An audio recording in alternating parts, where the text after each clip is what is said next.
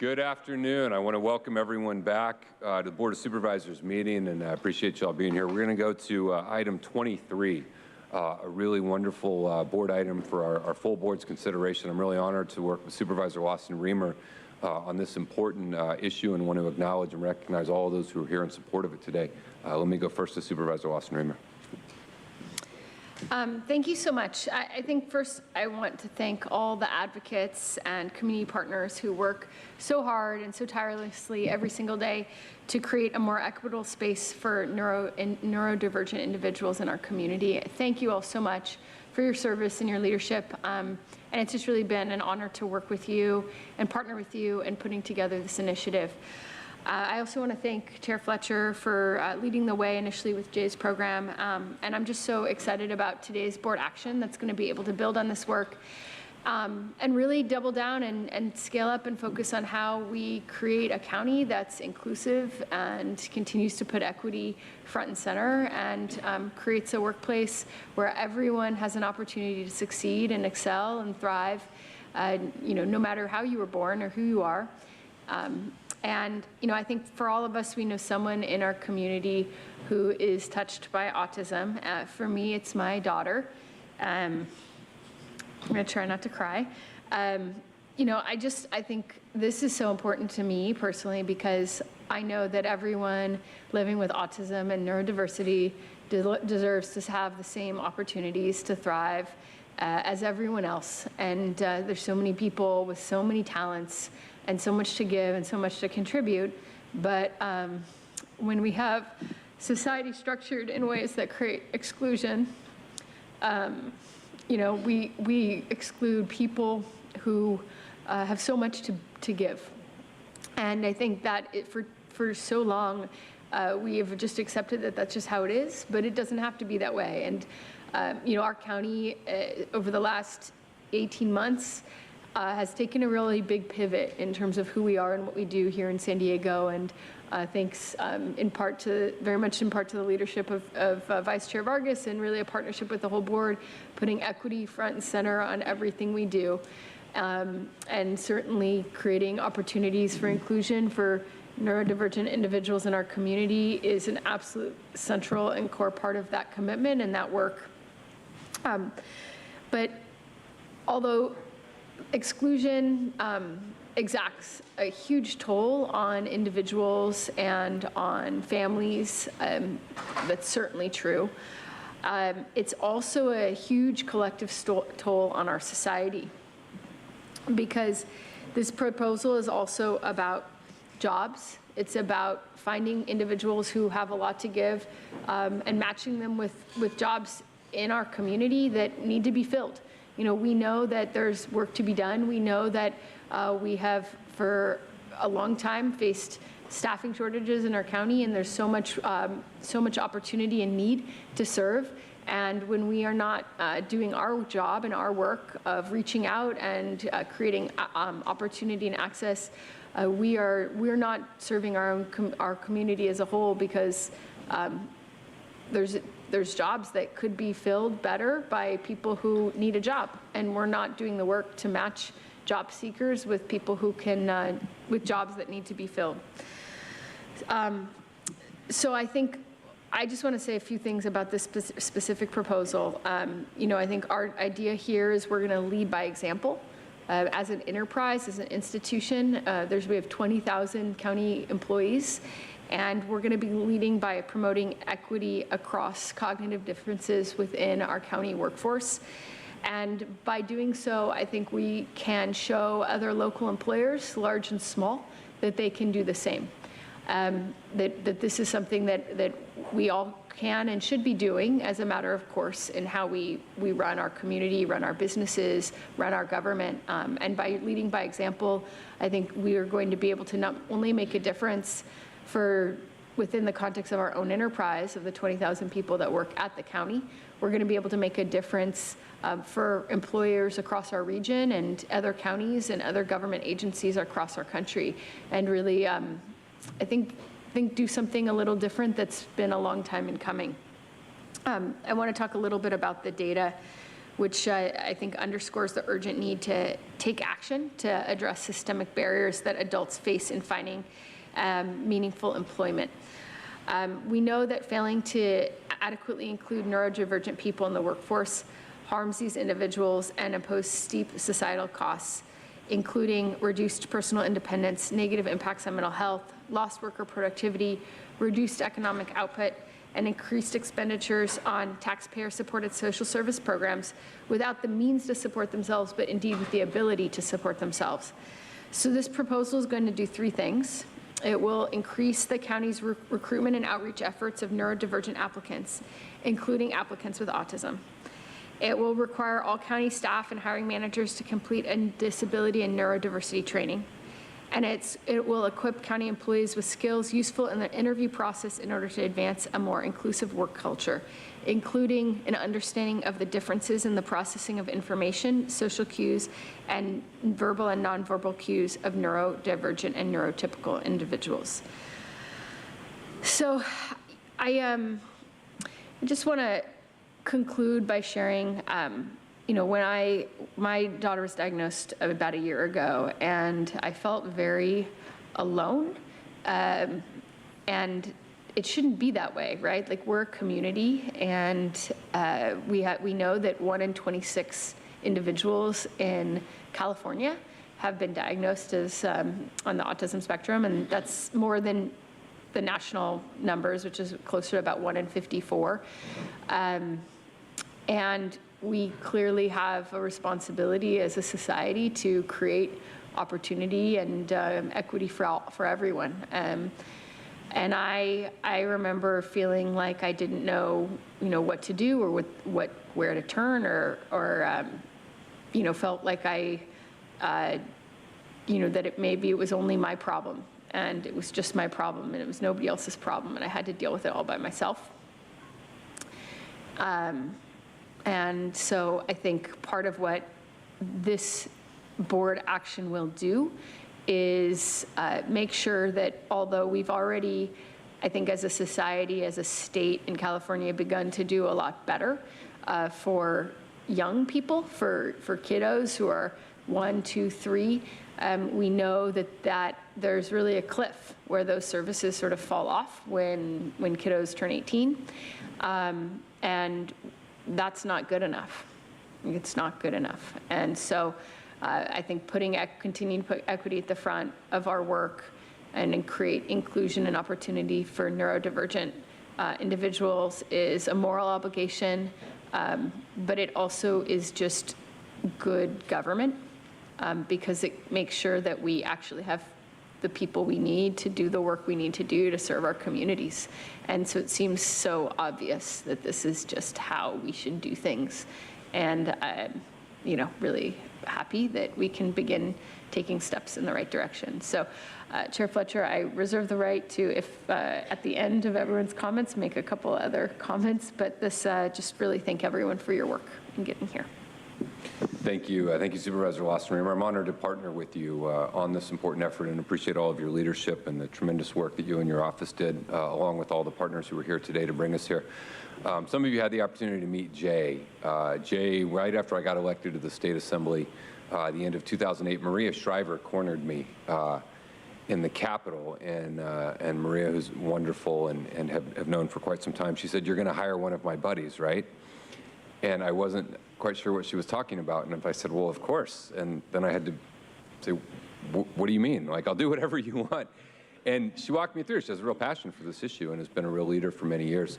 And that's how I came about hiring Jay. And what I learned over the course of Jay working in my office is I was not in any way doing Jay a favor by offering him a job. Jay was doing us a tremendous favor by coming to work for us, and has just been an incredible member of Team Fletcher ever since. And we ended up expanding that program for other legislative offices. And then when I came to the county, we hired Jay and we created Jay's program. Now 20 county departments have a place for somebody and all of the appropriate things in place to make sure that they are successful. And I think what they've all learned is what we've seen is the warmth and the joy, but also the important work that gets done. The work that Jay does in our office is important, and he does it exceptionally well, and he does it with a wonderful spirit. And so I think this is a really great next step to really move forward, beyond that and truly embrace this and enshrine it as a part of the county. And so I'm honored to partner in this effort and really appreciate everyone who's been involved, and look forward to us passing this today and then really getting to work with everything we have to do. So with that, I'll make a motion to approve. Is there a second? Second by Supervisor Lawson-Remer. Why don't we hear from our speakers on this item, and then I know we have some other board members who have comments on this. Thank you, Chair Fletcher. We have 20 requests to speak on this item, 17 in person and 3 by phone. Also note for the record that we received 854 e-comments on this item, 833 in favor, 5 in opposition, and 3 neutral. For those individuals that requested to speak by phone, please dial into the conference line now using the instructions that were provided to you. We'll begin with the in-person speakers. We'll start with those in favor of this item. As your name is called, please come forward and stand against the east wall under the murals until it is your turn to speak. I'd like to invite for the following individual: Michael Dobbins, Brian Lafferty, Nathan Woolman, Avery Ware, and Shirley Fett. I'll call the remaining speakers after this group of 5 individuals. You may come forward in any order. I'll ask you to please state your name for the audio record. You'll have 2 minutes to address the board.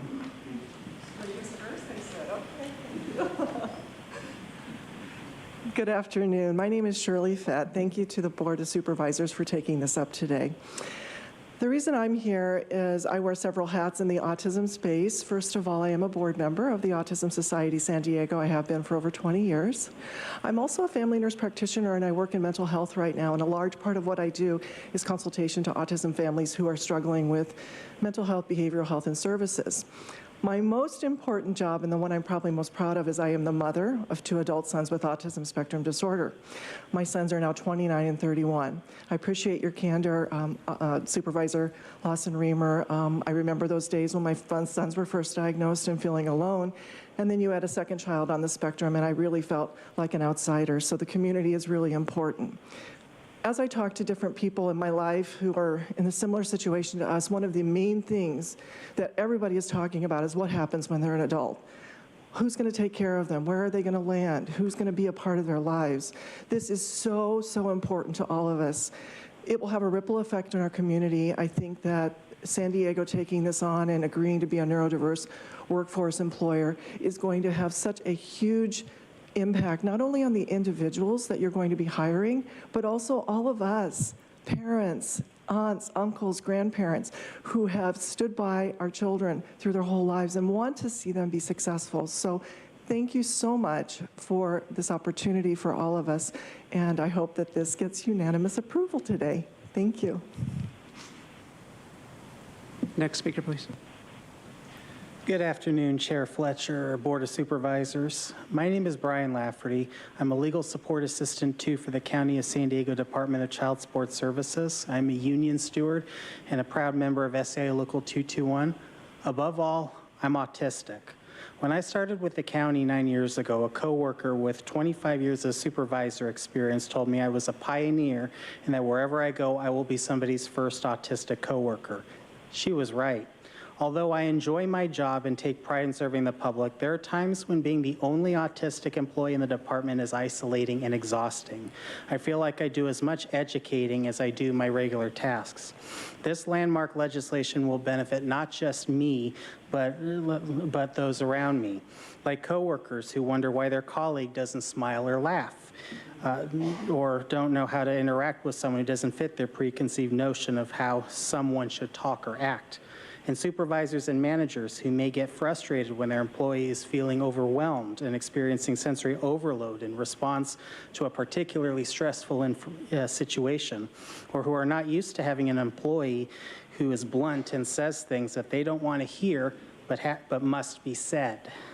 And interview panelists who might look unfavorably at an otherwise qualified candidate because they seem so stiff and serious when they're taking more time than a neurotypical candidate to process and answer the questions. My successful county employment does not mean this initiative is not needed. It will not only make it easier for people like me to be hired by the county, it will allow us to thrive and be accepted. For these reasons, I urge this board to vote yes on this landmark initiative. Thank you. Thank you, Brian. Good afternoon, Chair Fletcher and Board of Supervisors. My name is Michael Dobbins, excuse me, Child Support Officer with the County of San Diego.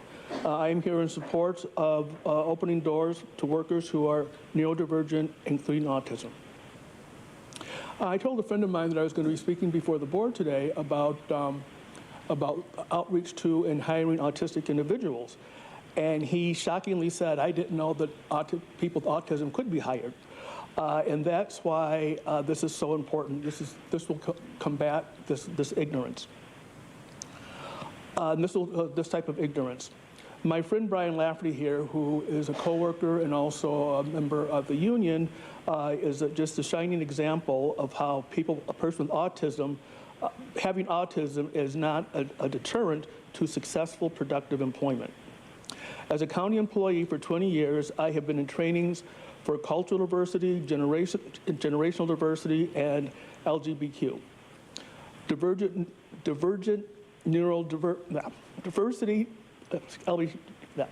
Neurodivergent training should be added to be added as required training. In the past, it's been difficult for people of a minority group, or people that are LGBTQ, or even women as a board. Difficult for them to be hired and promoted. So that's why I think it's just really important that people with autism or neurodivergent have the same opportunities as everybody else. We must create equitable workforce for our neurodivergent community. I urge you to take a big step in creating this initiative. Thank you. Now is the time.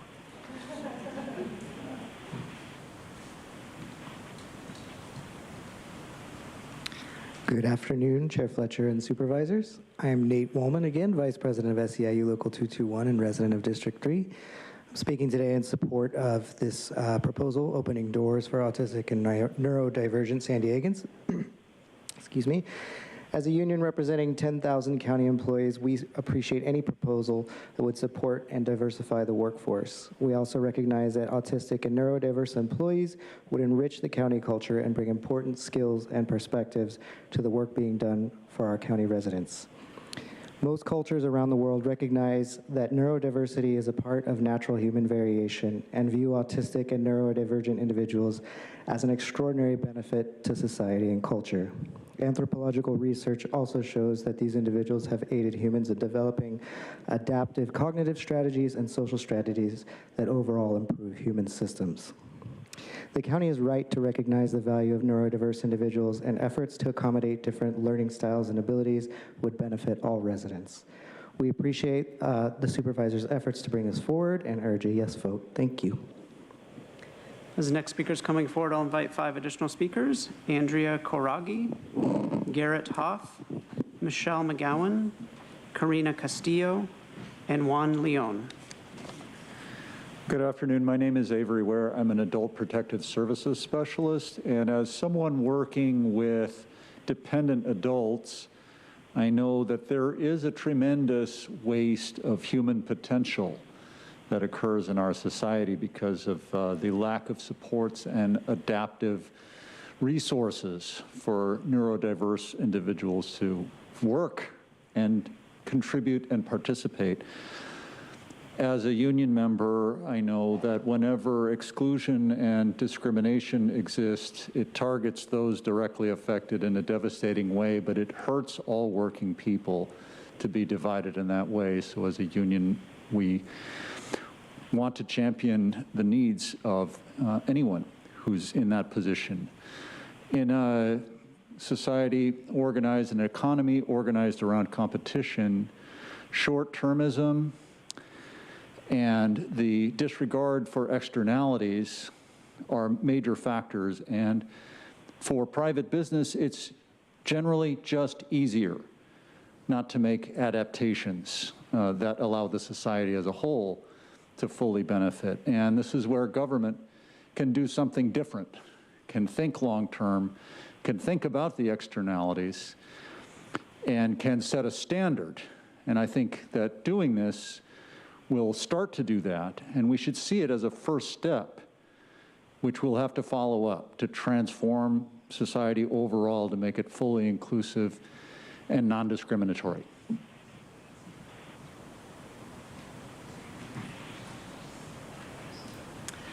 Hello, I'm Andrea Koragi. I'm Executive Director of the Autism Society San Diego.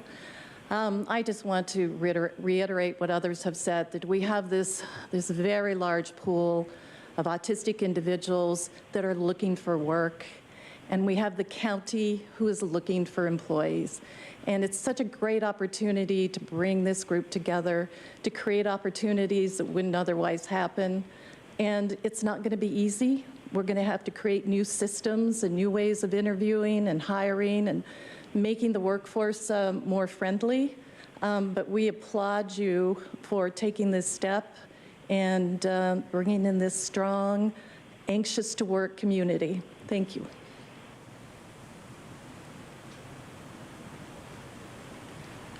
Good afternoon. My name is Garrett Hoff. I am proud to be representing the Autism Tree Project Foundation as the director of the Autism Advanced Workforce Development Program today. I work for one of the largest law firms in the world, and I'm looking forward to starting Duke Law School this fall. It also happens to be the case that I'm on the autism spectrum. The discourse around autism often centers around the stereotypical symptoms: an inability to make eye contact, sensitivity to light, sound, or touch, difficulty with understanding body language. That discourse misses a whole lot. Most relevantly, it misses what it means to actually be autistic. That's an answer that's going to be different for every autistic person, but a lot of the time for me, I feel alone. I feel different. I feel other because in at least one respect I am. The symptoms I mentioned already make it hard enough to connect, but the one element rarely accounted for about being neurodiverse is you are consistently graded with a neurotypical rubric. In my young career, I've seen enough implicit bias to last a lifetime. For neurodiverse people, bias is a fact of life. Even so, I still believe it doesn't have to be this way. That's why the first time I read this legislation, I felt the proudest I have ever felt to be a San Diegan. Now, I'm always proud to be a born and raised San Diegan, but my latent San Diego pride was whipped up into an unprecedented frenzy because for the first time, I really felt like I was reading legislation by people who see the community of neurodiverse individuals in this county, both those currently in the workforce and, more importantly, those struggling to enter it. It recognizes autistic people's determination not just to work, but to excel in our work. To see San Diego striving to be a leader on an issue so important to me as an autistic person is a great joy. One of our longtime credos at ATPF has been creating brighter futures. It excites me to see a remarkable opportunity to do that with that legislation today. Thank you.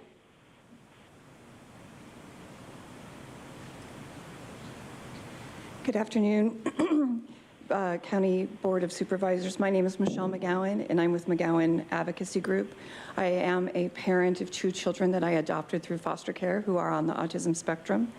And I work with many families with children who have autism and advocating for special education and making sure that they get what they need to grow up and be people who can be employed. And I have to say that the biggest hurdle that parents face is a continuation of no. No, your child can't have that. No, we can't offer that. No, we can't support your child in whatever endeavor that it needs in order to succeed and grow up and be a functioning and great member of society. And so knowing that San Diego County would be a flagship for an opportunity for a yes, finally a yes. And knowing that once I get my child through school, I get them diagnosed, I get them help, I get them all the supports and services that they need, and they can get a job, that they will have that opportunity, and it will be right here in our home. We won't have to move, we won't have to go anywhere else. And I am very proud of that and support that. I also want to say that I am extremely thankful for Supervisor Tara Lawson-Remer for bringing this forward and for recognizing that it's not just for her own family, but for all those families out there and those children who will grow up and need a place to thrive and grow and support themselves. Thank you so very much. Good afternoon, everyone. I want to thank San Diego County Board of Supervisors for the opportunity to speak with you today. My name is Karina Castillo. I'm a Mexican-American special education advocate and mom of 2 young children with autism. They are 11 and 9 years. As a mother, this program is very important for me. Like any other parent, I want my children and others with autism or any other disability to grow up in an inclusive and diverse community where they can thrive and develop professionally through employment opportunities. This program could set the path for future changes that needs to be done on other fields for employment. I support this program because this will help people with autism to reach the goal to be active and integrated members of the community. Please vote yes to this proposal. Thank you. As the next speaker is coming forward, I'll call the remaining speakers in favor of this item: Nancy Laterna, Dustin Tracy, Carol Waldman, and Paul Quinones.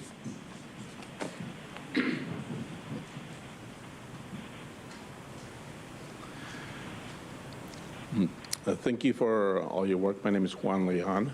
With my wife, we started NFAR about 20 years ago.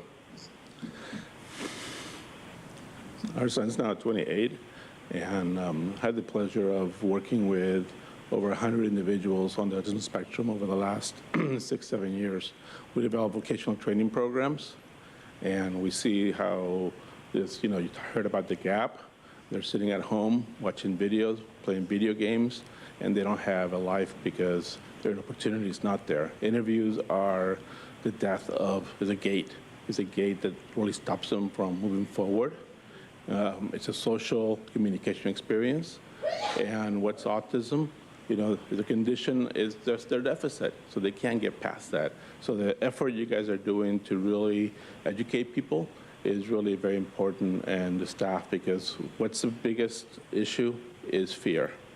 And when we have fear, we say no, right? And so the fact that you guys are putting this forward and moving forward is great. We have individuals working at Qualcomm, Solar Turbines, Pfizer, all these high-tech companies, and they're doing very technical work. We have a program that's developing, helping them to learn software testing, developing skills to work in the light industrial environment. We have a lot of companies that need jobs, and now we're developing a program for cybersecurity.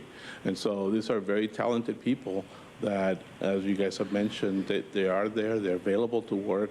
They need a friendly place to come in and work, and that's receptive to them. So please support this, Sheriff.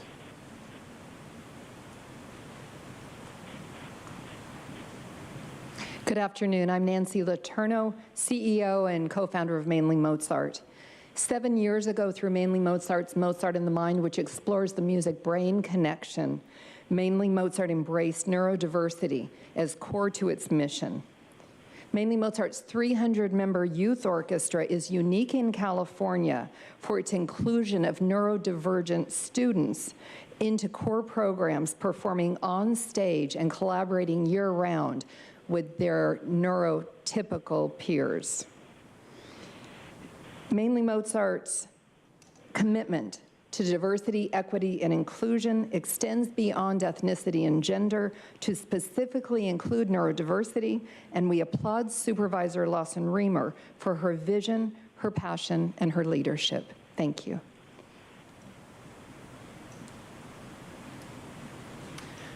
Hi there. My name is Dustin Tracy. I'm the president of the Autism Society San Diego, and I'm also the father of a 8-year-old daughter with autism. This particular agenda item is really important to both me personally and also our organization. But when I first got involved with Autism Society, I was taught, or I learned, that when focusing where to help our community, our kids are adults much longer than their kids. So having the opportunity, excuse me, to open the doors, to turn those no's into yeses, just to reiterate what a lot of people here have said, opening that door, starting that process, and really leading us down that path is so important. So thank you, Chair Fletcher. Thank you, supervisors, for all taking this up, and a special thanks to Supervisor Lawson-Remer for championing this cause. We really appreciate it. Thank you.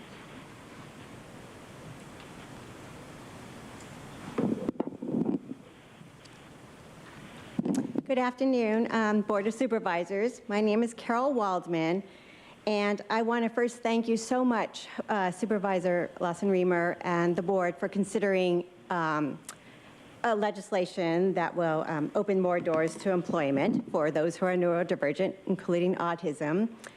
But today I'm speaking on behalf of myself as a parent, as well as all those who have neurodiverse family members. When I had my child, Andrew, who is actually here today, he was diagnosed around 4 years old on the autism spectrum. And as you know, it's a very lonely and isolating process. Throughout the years, we did everything we can to help him with therapies, and it was expensive, but we did it. Today, I am proud to say he's a student at the University of Wisconsin in Madison. He's home for the summer, but he has a job there working for NPR and PBS, canvassing door to door, asking for donations, so working on lots of great skills. We're also part of I can't forget that I'm part of the Autism Tree Project Foundation, which is an amazing organization.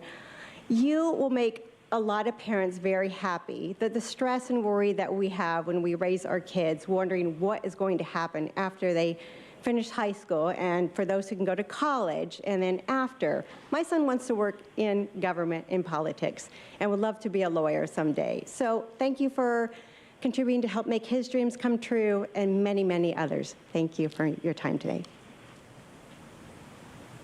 Before the next speaker begins, I'll call the speakers in opposition to this item: Audra, Sandra Martinez, and Jason Robo. Hi, everybody. My name is Paul Quiñones. I work at the San Diego Regional Center. I oversee the employment services for all San Diego County and Imperial Valley. I'm fully aware of the limitations in the system. You know, whenever I've gone out to community events, I hear the frustration from the parents almost everywhere I go, even if it's in North County or in Chula Vista. So I just want to say thank you for providing this opportunity. I think it's really great. Even we're able to provide funds through the paid internship program, kind of for like Jay's program.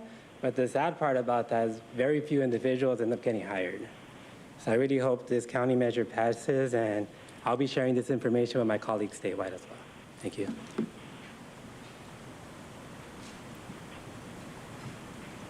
Good afternoon, everybody. Sandra Martinez. You state in this agenda item, autism affects 1 in 44 individuals in the U.S. and 1 in 26 in California. So the normal question is, why is there such a difference in the rest of the country versus California? So my way of working is you actually look at the root of the problem rather than sticking a Band-Aid on it. People have to learn to think and question things. And this is common question and, well, no answers, just questions. But some of the possible reasons for this discrepancy are, number one, we know the educational system is financially incentivized to diagnose neurodivergence in students. Another possibility is that California legislation has created the most severe childhood vaccination schedule of 85 injections. Now, my niece, when she had her daughter a number of years ago, her daughter was fine, perky, everything was great. She went in and got one of her vaccinations. That evening, she could no longer see. She became mentally challenged and developed very slowly. Eventually, her sight did come back, and eventually, she progressed normally. But it took 10 years, and there was a direct correlation. And my story is just one of many, many others, and I'm pretty sure a lot of people that spoke today in this room probably have experienced something similar to that, a change after they got their child got a vaccine, whether they're willing to really acknowledge that or not. So the way to solve this issue, we can throw money at things, but what we really need to do, and parents should be outraged that the government has hurt their children, but what we need to do is eliminate the childhood vaccine schedule so there will be fewer neurodivergent individuals in the future.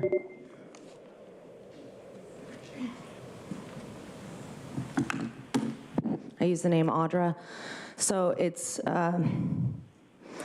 really sad that we know what the cause of this autism is.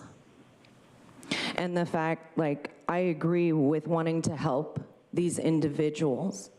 But what we should be addressing is the fact that the government is causing this to happen to the people. I have a cousin who has Asperger's, and you know, he's someone that most of my family can't deal with. And so they're individuals that have social issues being around people. So I would hope that if they are employed, that they're not being treated in such a way that they can't be within their full potential at a job. But the problem is that autism is caused by these vaccines. And mercury and aluminum together are corrosive. And they deteriorate neurons. So this is something that can be stopped. But you're doing this to children, and the more that you want us to vaccinate and give people no choice, this is an epidemic that could be ceased to exist. By the time you continue to give these vaccines, especially with the COVID vaccines, it's going to be like 1 in 2 people that this affects. And if you really cared about children and their future, you would stop injecting them with things that cause this. But you don't care. You just want to push your agenda, to push the agenda of the people above you. You're a puppet. And these children are suffering because of what you're doing. So at what point are you going to look within your soul and say, we have to stop this from actually happening instead of pushing it? You're causing it. Stop. Next speaker, please.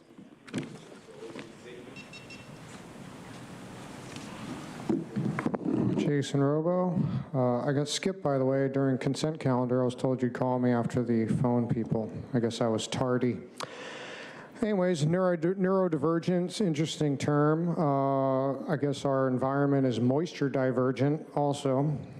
And yeah, I have no issues against doing something to help people that are differing in such ways. But yeah, vaccine injury is just one can of worms. I read books regularly, and the last one I read was called Excitotoxins by Dr. Russell Blaylock, and it talks about how MSG and aspartame and all these other food additives cause neurodegenerative issues that have those kind of outcomes. So yeah, read a book. And Bill Maher noted on a sequence in a show, I think New Rules, that we're all going to be gay by 2054, considering the trajectory of things. I think the same thing's happening now with mental disabilities, and sooner or later we won't have the Olympics, we'll just have the autistics.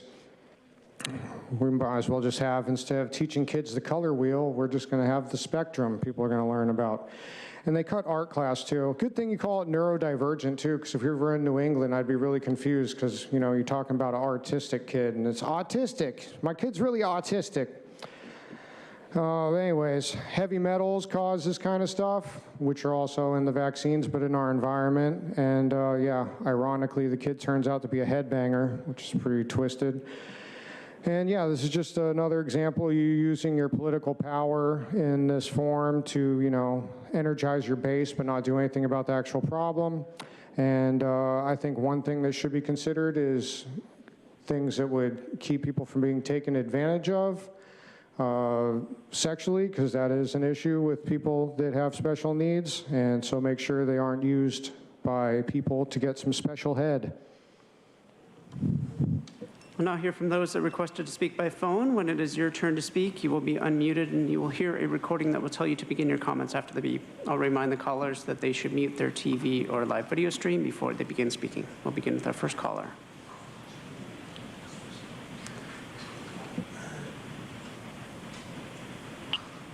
Good afternoon, and thank you to Supervisor Lassen-Remer for this important landmark initiative. My name is Suzanne Hume. I'm the Educational Director and founder of CleanEarthForKids.org. To support neurodivergent people and their families, we must provide the resources, education, training, opportunities, and bring awareness of varied learning styles, strengths, and challenges. And while we celebrate the unique talents and strengths of those who are neurodivergent, we recognize the incredible pain, loneliness, and hardship.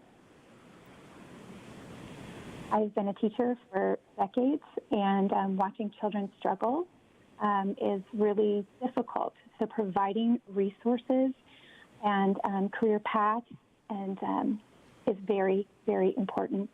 We also need to do everything in our power to provide resources and concrete plans and to protect our environment. So we must, clean up our environment, of course. We know that in California uses more pesticides than any other U.S. state. Over 200 million pounds per year of pesticides are applied to California farms. There are things that we can do here in San Diego County that will protect children. And this is just really, really important. Studies show that the risk of autism spectrum disorder increases following prenatal exposure to pesticides, and that children exposed to common pesticides in the womb or in their first year of life may be more likely to develop autism. We have ideas and spreadsheets of what is being used here in San Diego County, and ideas and ways to help at CleanEarthForKids.org. We've got to protect our air, our water, our food, our land, our kids. Thank you so much for this important legislation, for this important initiative. Thank you again. Bye. Thank you. We'll now hear from the next caller.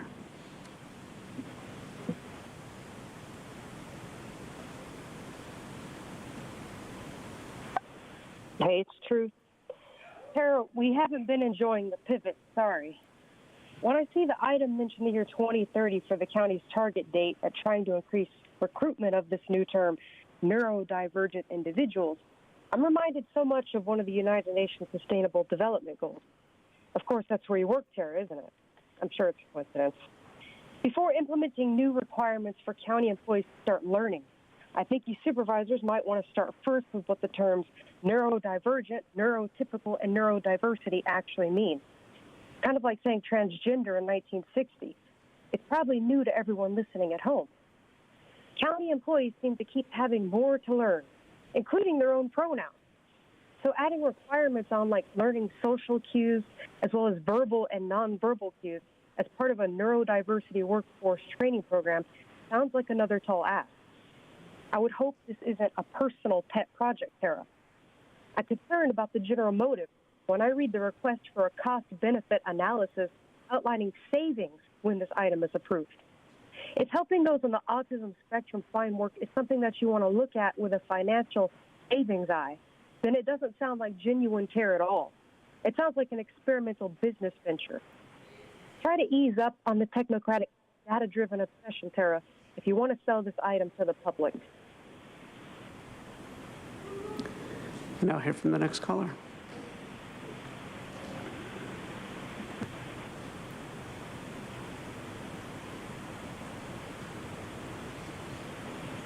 Hi, Paul.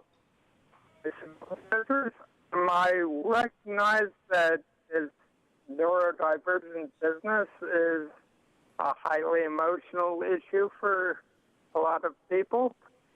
And frankly, supporting autistic people is great. However, you know, every one of us has a different nervous system. Therefore, we're all neurodivergent in some way. So we need to define neurodivergent. Are they sociopaths, bipolar? Do they require special modifications? Are they dangerous, like psychopaths or drug users? And yes, these could definitely impact business. I sure wouldn't want to work near a dangerous psychopath, especially, by the way, one who has been insufficiently treated by a hospital like Alvarado, which is not really set up to be a psychological facility. And yes, I mean, the last speaker mentioned cost-benefit analysis. Even a study will have fiscal impact, which weren't mentioned at all in the analysis the county distributed. So anyway, that's what I have to say. Thank you for your attention. Thank you. And Chair Fletcher, that concludes public comment on this item. Thank you. I want to thank the members of the public who came down to speak in support of this item. I also want to apologize to you. California law allows individuals to come down and speak to their local governments. That's a good thing. The First Amendment protects people's right to come down and say things that are factually untrue, that are hurtful, or the outburster interrupting the conduct of this meeting, first warning. It allows people to come down and say whatever it is they'd like to say, even if it's untrue, even if it's unwell, even if it's harmful or shameful. But in no way, Audra Morgan, your outburster are interrupting the conduct of this meeting, second warning. But in no way should that detract or take any joy that you may feel out of the action this board is taking today, because you're going to see that this board will have heard you and recognized you and appreciates you. And so please, don't let that detract at all from the actions you're taking or the love or appreciation you have. The reason the rates of autism are higher in California are because as a state, we care deeply about children. We have much greater resources around diagnosing those at an early age. We have much better access to early childhood services, including much greater awareness of the symptoms and signs and early treatment and intervention that can be provided to autism. California is one of the only states in America that requires coverage of autism service as a part of health insurance coverage. All of these are things that contribute to the better diagnosis and the better treatment and the better acceptance and the better love. But a lot of those services end at age 18, and the action that we are taking today allows us to continue to ensure that people can have fulfilled and meaningful lives. And so we're really grateful and appreciative for all of you for coming down. And again, today is a day, I think, to celebrate those that we love and appreciate those and not be distracted by any of the nonsense. It's just a part of our regular meetings. And so thank you all for being here today. Now we will go to Vice Chair Vargas. Thank you, Chair. I just wanted to really quickly just say thank you to both you and Supervisor Lawson-Remer, just for bringing this powerful opportunity forward for our community members. This is exactly what equity really is all about, and I really wanted just to say that I appreciate it. And I was really grateful for the training component that all of you brought forth in this board letter to ensure that we create an inclusive environment for all employees, because it doesn't put the onus on our new employees, but it puts the onus on us as a county to make sure that our communities feel welcome as well. So I'm just really grateful for that. And then I also just want to make sure, I think to your point, want to encourage us to, as a county, to continue to prioritize initiatives and programs like the First Five program to provide early assessment to support families as well in early assessments. And again, thank you so much. And thank you for everybody that was there today. So grateful for your time and for your advocacy, and I'm happy to support. Thank you, Vice Chair. Supervisor Anderson, and then we'll go to Supervisor Desmond. Thank you, Chair Fletcher. First of all, I want to thank all my colleagues for voting for my board item. This is on the same spectrum of making sure that people aren't left behind, aren't put out on the streets, and have opportunity. And I want to thank my colleagues for bringing this letter forward. As one of the speakers brought up, I Googled it because I wasn't familiar with the term, and neurodivergent has many definitions. And so I just want to have clarity as we move forward that it's all inclusive, that we're talking about ADHD, autism, Tourette's syndrome, Down syndrome. And I just want to make sure that everybody's there and that we're not just narrowly focusing it. And I couldn't find a set definition, so perhaps we could define that. Comments are interrupting the conduct of the meeting. First one in Consuela. So I didn't know if you had a definition in mind that we could define publicly so that we're all inclusive. Yeah, I mean, I think that it's certainly the intent of this is to be all inclusive. And I know in the process of putting together this item, worked a lot with a lot of folks who are advocates and individuals who are on the autism spectrum, and you know, that's a big piece of it, but it's not the only piece. And we're certainly hoping we're going to be able to be inclusive for all neurodiverse individuals in our community. Excellent. Well, I'm eager to support it. Thank you. Supervisor Desmond. Well, thank you, Mr. Chair, and I just want to note that, you know, we're always going to have differences of opinion, but I think we need to respect those differences.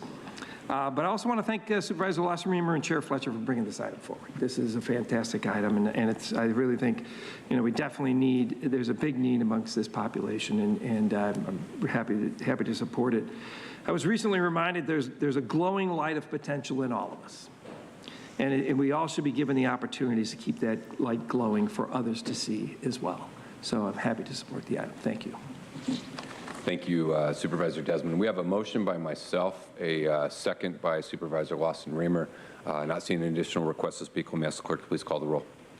Thank you. Supervisor Anderson. Aye. Supervisor Lawson-Remer. Aye. Supervisor Desmond. Aye. Vice Chair Vargas. Vargas, aye. Chair Fletcher. Fletcher, aye. The motion passes unanimously with all supervisors being present and voting aye. Thank you all for being here on this item. We're going to go to agenda item 14, second consideration adoption of ordinance related to fees administered by the Sheriff's Department. I'll make a motion to approve. Is there a second? All right. We have a second by Supervisor Anderson. Let me ask the clerk to call forward the speakers on item 14. Thank you, Chair Fletcher. We have 4 total requests to speak on this item, 2 in person and 2 by phone. We'll begin with the in-person speakers. I'd like to invite forward Audra and Jason Robo. And before we do that, I'd also like to note for the record that on item 14, the informational attachment B should read $49,460 on section 21.1901A6. Attachment A, which is the operative attachment, has that number listed correctly. You'll have, for the speakers, you'll have 2 minutes to address the board. I'll ask you to please state your name for the audio record. And for the individuals that requested to speak by phone, if you could please dial into the conference line now using the instructions provided to you. Yeah, I use the name Audra. You're lying, Nathan. And the fact that you're calling us liars and gaslighting us like that is totally bullshit. It's the government causing this. Yeah, I do. You're off topic. I am not.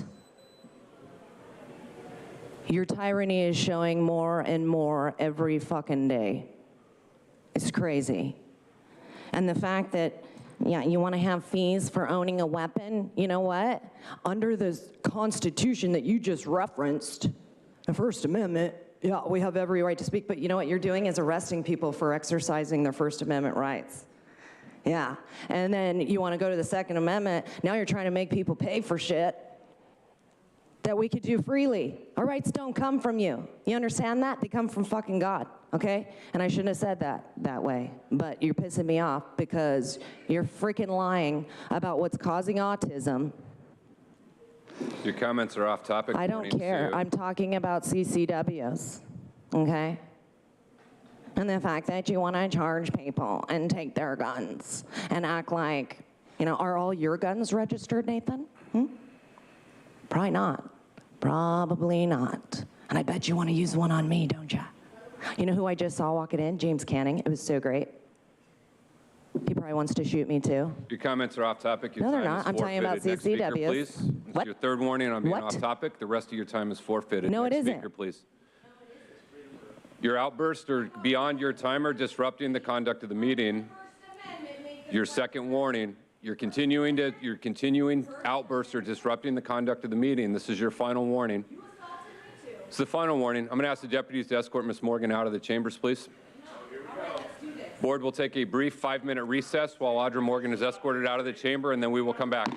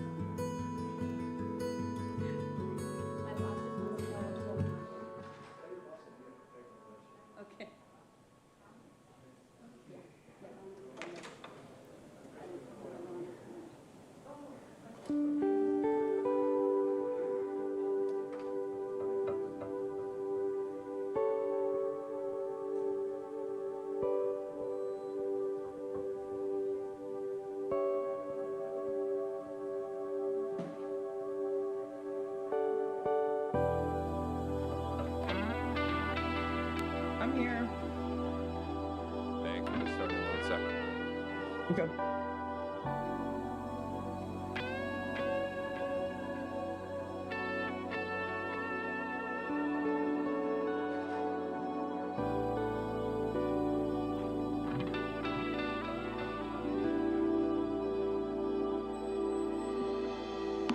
Thank you. The board will reconvene our meeting. We are on agenda item 14. Let me ask the clerk to call forward any remaining speakers on item 14. Thank you. Final call for Jason Robo. And Chair, not seeing the individual in the chamber, that concludes public comment on item 14. We have a motion by myself, seconded by Supervisor Anderson, to approve the recommendations in item 14. Ask the clerk to please call the roll. Thank you. Supervisor Anderson. Aye. Supervisor Lawson-Remer. Supervisor Desmond. Aye. Vice Chair Vargas. Vargas, aye. Chair Fletcher. Fletcher, aye. The motion passes with all supervisors who are present voting aye. Thank you. We're going to move to agenda item number 15, actions to stem the tide of gun violence in our communities. This is an item brought forward by myself and Supervisor Lawson-Remer. During our last board meeting on May 24th, we learned of the horrific tragedy that took place in Uvalde, Texas. 19 children and 2 teachers brutally murdered in a place that is supposed to be safe. Unfortunately, this followed one before it and one after it, and continues recognition of the dangers of gun violence in our society, not just from mass shootings, but from everyday violence. We know that there are things that we can do to make a difference. In the state of California, individuals still have the right to buy and own firearms. We do it in a safe, regulated, and legal manner, but it is still a constitutionally protected right in the state of California. But the measures that are put in place in California give us the 7th lowest gun violence death rate in the entire nation. And so we know that there are things that can work and help and do good.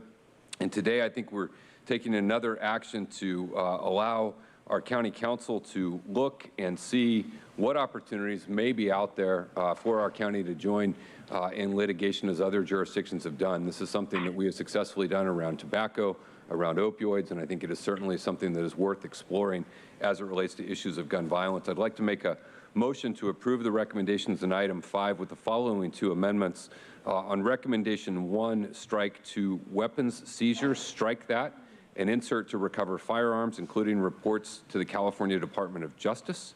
And in recommendation 2, litigation against gun manufacturers, distributors, marketers, or sellers.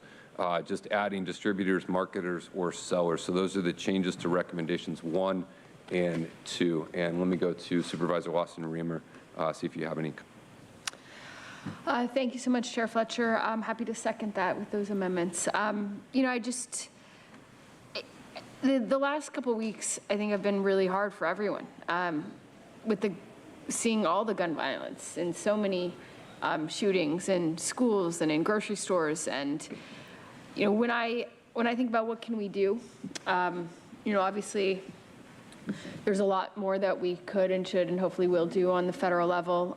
But one of the things I think we can do locally is make sure laws are enforced, right? We have laws in the books, and one of the most important things we can be doing is making sure that those laws are enforced. And when gun manufacturers or distributors deliberately and willfully violate those laws, that they are held accountable, that they are not devising marketing strategies that are meant to profit by deliberately targeting toddlers, young people, teenagers, selling guns, using violent video games. You know, we know that, you know, young people are not allowed to drink until they're 21. And to have the idea that we would be having gun manufacturers deliberately trying to sell guns to 16-year-olds, 14-year-olds, you know, that's not allowed, that's not legal, and it's not ethical, it's not moral.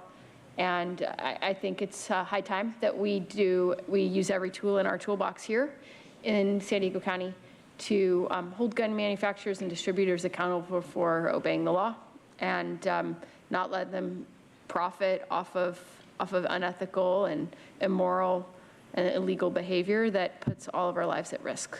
So I'm very proud to co-docket this with you today. Thank you, Supervisor Lawson-Remer. Let me ask the clerk to call forward the speakers on this item.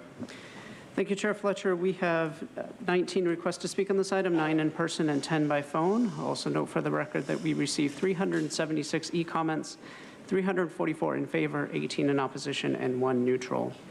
We'll begin with the in-person speakers. For those that requested to speak by phone on item 15, please dial into the conference line now using the instructions that were provided to you. I'll begin with the speaker in favor of this item, followed by the speakers in opposition to this item. As your name is called, please come forward and stand against the east wall under the murals until it is your turn to speak. I'd like to invite forward Therese Heimer, Mike Borello, Eleanor, Sandra Martinez, Mark Dorian, Consuelo, Jason Robo, and Chrissy. I've called your name. Please come forward. You'll have 2 minutes to address the board, and I'll ask you to please state your name for the audio record. My name is Therese Heimer, and I am speaking on behalf of San Diegans for Gun Violence Prevention in support of this item.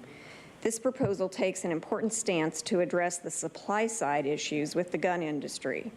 The steady drumbeat of daily community gun violence is largely ignored outside of those areas it hits hardest. How many in the public are aware that yet another 15-year-old was found shot dead on the sidewalk at 2 a.m. last Saturday morning in Lemon Grove? These areas hit hard by community violence are often in Black and brown communities. The gun stores where firearms start their journey are often not in these areas. You can make a meaningful difference to those children who not only live with the fear of a school shooting, but of being struck down by a bullet in their Skyline neighborhood as they enjoy Thanksgiving dinner in the backyard. It's about more than manufacturers. By focusing on dealers in the industry, we address not just the shooter in crimes, but also the supplier of the crime gun. Dealers have obligations to follow background check laws, to be reasonably careful not to sell straw purchasers who then resell to those unable to pass a background check, to lock up their inventory to prevent thefts. The county can make use of tools such as the Gun Store Transparency Project created by Brady United, which identifies gun stores that have been cited repeatedly for breaking the laws that govern their business. The county also needs full and regular access to the reports that all law enforcement agencies in the county submit to the Department of Justice related to recovered firearms. These reports provide details necessary to identify and trace recovered firearms. That information will allow an analysis of which industry players are bad apples. Those are the types of gun industry members that must be held accountable. Thank you. Next speaker, please. Hi, Sandra Martinez. The proposed actions in here really don't address the underlying issues again. Much of the violence stems actually from medications like antidepressants. In the U.S., children and youth are highly medicated with mood and mind-altering drugs. Over 10% of the population is on psychiatric medications. Public schools promote medication as they receive more funding. Many people have serious adverse effects from these minimally effective psychiatric medications like SSRIs, Prozac, Zoloft, etc. They can become really aggressive, violent, and even psychotic if they have certain genetic tendencies like cytochrome P450 is weak. As in the recent instances, these people were on medication. It is the reaction to the medication, not the gun, that caused the violence. With ineffective measures implemented in the last 2 years under the auspices of COVID-19, more people than ever were emotionally affected and have been taking potentially harmful psychiatric medications, thus leading to an increase in gun violence. It's really important, again, that we adjust the root. It's not the only reason, but it is certainly a big part of this issue.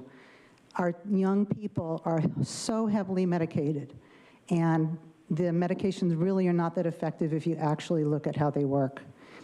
They do cause psychotic breaks, and it does lead to this type of behavior. We need to follow up on the accountability in the medical field of this for the overprescription of these medications. It has nothing to do with the guns. It has to do with the person holding the gun. Thank you. Next speaker, please. Eleanor. Just for the record, I'm a registered Democrat, and if you'd have asked me 4 or 5 years ago if I like guns, the answer is no, and I still don't like guns, but that doesn't mean that we should try to control them and take them from people.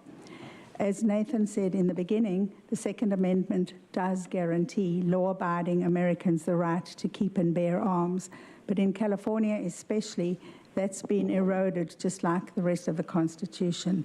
If we look at the gun control laws, they don't work. Law-abiding citizens are not the ones who are committing these violent shootings. It's criminals who are going to get the guns illegally, whether you like it or not. They do background checks on them and the criminals lie, and they still get the guns. So the solution is not gun control, but maybe crime control. Maybe stop defunding the police and give them more ways to control the crime and hold the criminals accountable and not give them a slap on the wrist when they commit these heinous crimes. Over the past 3 decades, in other words, from 1991 to 2019, violent crime rates have dropped by more than half. And the number of privately owned firearms in the United States doubled in that same period. So clearly, it's not law-abiding citizens who do this. You want to do a frivolous lawsuit with our taxpayers' money to sue the gun manufacturers. Why then don't we sue the sellers of fast food, which is causing an epidemic of obesity and diabetes? What about people who are being arrested illegally? Can they now sue the manufacturers of the handcuffs because they've been arrested illegally? And then the million-dollar question, why don't we sue the pharmaceutical companies? Because we know that their shots and pharmaceuticals are killing people, but that's okay because it's not a gun. Why don't you stop defending what's wrong and start doing what's right? Next speaker, please. So Mike Barello. I was a bit confused when I read this proposal. From the proposal, quote, just as San Diego County has joined other cities and counties in California to hold opioid painkiller manufacturers and distributors accountable for deceptive marketing and for creating an epidemic of opioid abuse and addiction that killed thousands in San Diego alone, the county should hold gun manufacturers accountable for their role in the public health epidemic of gun violence, unquote. The statement, glaringly a faulty analogy. Opioid manufacturers indeed have used deceptive marketing. For example, Purdue Pharmaceutical claiming OxyContin was less or non-addictive over other opioids while effectively relieving pain. That was clearly fraud. Please show me where any gun manufacturer ever advertised a weapon as being less deadly than another. Responsible gun owners train and practice the 5 basic rules of gun safety, knowing that guns are deadly weapons, and manufacturers do not try to convince them otherwise. There is no fraud taking place. By your analogy and the way you've worded your recommendations on this agenda item, it's not clear whether you are targeting specifically ghost guns or all firearms. Which is it? My question. Maybe you can bring it up in discussion. Manufacturers of fully assembled guns have no control over who the end customer is. That's the responsibility of retail gun shop owners who strictly follow federal and state laws regarding background checks and waiting periods. They also have no control over how a gun owner will behave. To be clear, your intention is to put the manufacturer out of business. Litigating, as you suggest, is ludicrous as the county suing Ford for someone who decides to run down a crowd of people. That's a better analogy.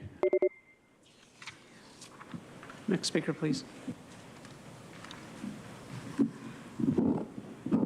Consuelo.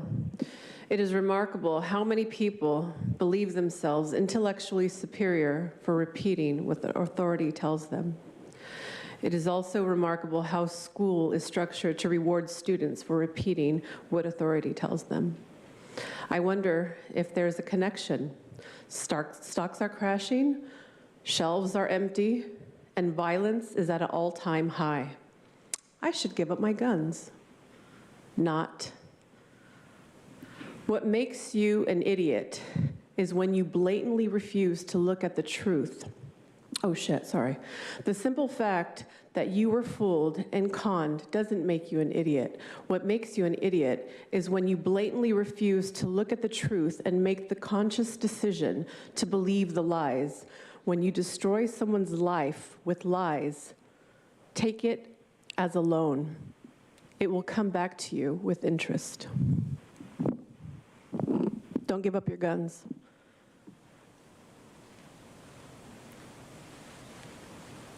Mark, this is absolutely a blatant attempt to take all weapons, just like Trudeau is finishing up doing in Canada now. If you've ever seen Naomi Wolf and her video, which is, I think, about 2008 now on YouTube, called The End of America, Letter of Warning to a Young Patriot, she details the 10 things that every dictator or oligarchy does to get rid of a democracy. We're not really a democracy, we're a republic, a constitutional republic. But anyway, so your entire basis for your attempt is ludicrous. First of all, if you wanted to keep children in school safe, you would have done what was recommended over 9 years ago and put guards with one entrance at the schools. That would have worked. It's what you're doing here. Your people are armed here right now, and there's entrances with guards. It's what you do because you know it is the thing to do to be protected, but you won't do it to protect our children. Now, your entire precedent for this is the idea that in Texas, the abortion clinics said that the state government in Texas said that the abortion clinics can be sued. Well, that's a ludicrous comparison because they have actual doctors, for one thing. And let me preface this by saying I don't like abortion, but I like even less government being involved in any way. I want women and people to have their rights to do what they want. So that being said, Texas has laws for that the abortion companies can sue. Well, at least the doctor is actually murdering the baby. No one from the gun company is murdering the baby. This is just an attempt to take guns. It's ludicrous, it's ridiculous, and you can and will be sued for it, both federally and civilly. Thank you. Next speaker, please.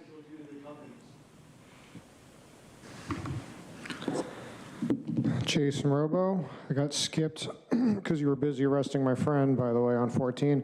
Gun violence, yeah. I guess one solution would be people wearing Under Armour clothing. Would that protect them? I don't know. Here's one way to stop gun violence. Decriminalize drugs, dude. I've talked about this before. You're not paying attention. But unless you get paid, I guess you don't pay attention. Yeah, here's the situation. Oh, dog, that guy stole my kilo. What am I gonna do? He's like, yo, I'm gonna get him. I'm gonna take him to small claims court. That's a little bit better than gun violence, I think. The triple beams of justice, I don't know. Anyways, on the note of public schools, since that seems to be the focus of this agenda item and what transpired is, you know, I have mixed feelings about it. I don't have kids, but if I did, they wouldn't be caught dead in a public school. Yeah, because they're not teaching them to be good people. They're just teaching them to be little brainwashed minions, and that's why we have problems like this. And that's the root issue, as one of the previous speakers mentioned. John Taylor Gatto, one of the legends in the homeschool movement and picking apart public education, broke down in his speech, Why Do Kids Shoot Up Schools After Columbine on C-SPAN, New York Times bestselling author, that in Columbine, they stopped grassroots teaching. And when they stopped grassroots teaching, one of the leaders of the school board literally said, we're not going to kill ourselves over it. Pretty messed up. And what happened? Those kids lost their minds in that messed up school system. So we need to talk about how people are a product of the society. If you get rid of guns, people are going to use whatever they can. They can be creative. I mean, how many years until we have a next agenda item, stopping vehicular violence in our community? Final call for Chrissy.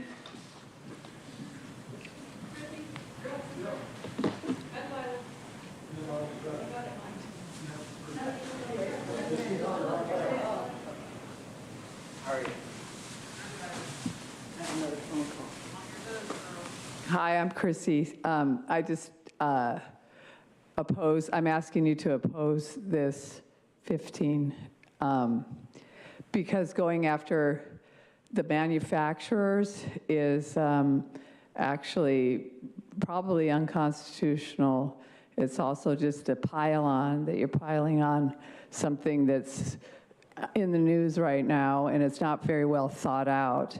And the other thing is, like they were saying, I kind of heard them saying that we should be going after, or you should be equitable. You like equity, Nora, and you guys like that concept. Then we should be able to go after car manufacturers for a drunk driver, because the car is operating just fine, so we should be able to go after them for a vehicular homicide or anything that harms someone, or any other manufacturer, including vaccines.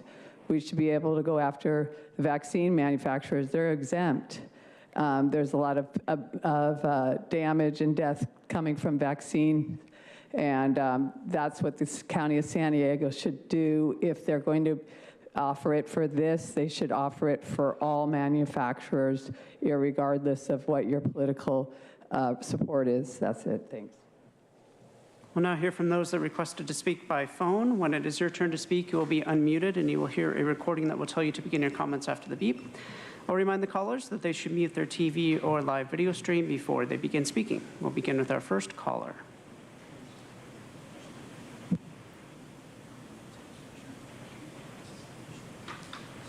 Name is Wendy Wheatcroft. I'm with Safer California and Moms Demand Action. Our country has a history of protecting children from things that can be a danger. For example, Boppy recalled 3.3 million baby pillows after 8 infant deaths. Chronobacter illness linked to powdered baby formula caused a recall. Peloton recalled treadmills after 1 child died. IKEA recalled millions of dressers after 8 children died. And Takata airbags have recalled 67 million airbags. Guns are currently the leading cause of death for children and teens. They kill, maim, and disable our kids daily, and guns are being directly advertised to children. 4.6 million children live in homes with unsecured weapons and ammo, and approximately 9 kids die every day from gun violence, and 700 kids under the age of 17 will die from gun suicide. We have a responsibility to hold companies accountable when it comes to the safety of our children and teens, and this includes gun manufacturers. Thank you for taking up this item. Thank you. Now hear from the next caller.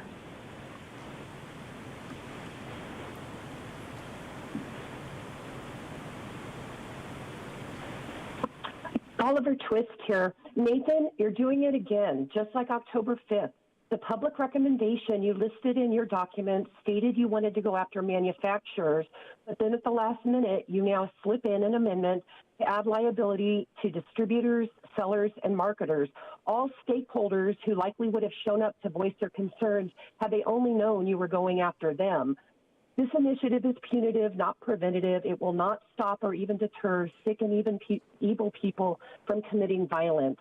In light of your love of data, I ask that you pursue the initiative. If you do pursue the initiative, you start tracking defensive gun use statistics, which go uncaptured. Defensive gun use incidents where guns are used to save a person's own life or the lives of others are very common but seldom reported or tracked. Recent incidents include a woman in Charleston, West Virginia, who stopped a man shooting a graduation party, and a Good Samaritan who stopped a commercial truck carjacking in Arkansas. As far as asking the sheriff to capture data regarding weapons seizures, I'm hoping you'll include statistics on the offenders as well, like the number of felons, probationers, or juveniles who were in violation and should never have been in possession of a gun. Also, please include early release statistics on people who were put back on the streets to reoffend and re-victimize. It is interesting to note that the 2 cities you cite in your supporting documents, LA and Baltimore, essentially have a revolving door justice system. There is a reason that San Francisco DA Chesa Boudin got recalled recently. Hopefully Gascon is not far behind. The initiative you're proposing is a pseudo-solution. It might look good on paper and make a good talking point for campaigning, but it is of dubious legality and will do nothing to prevent gun violence. Thank you. Thank you. We'll now hear from our next caller.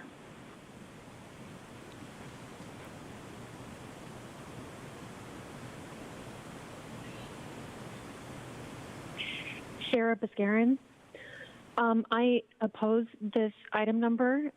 Only people with evil intentions want gun violence. I ask that you make informed decisions, avoid knee-jerk lawsuits, and involve advocates for legal firearm ownership in your inquiry.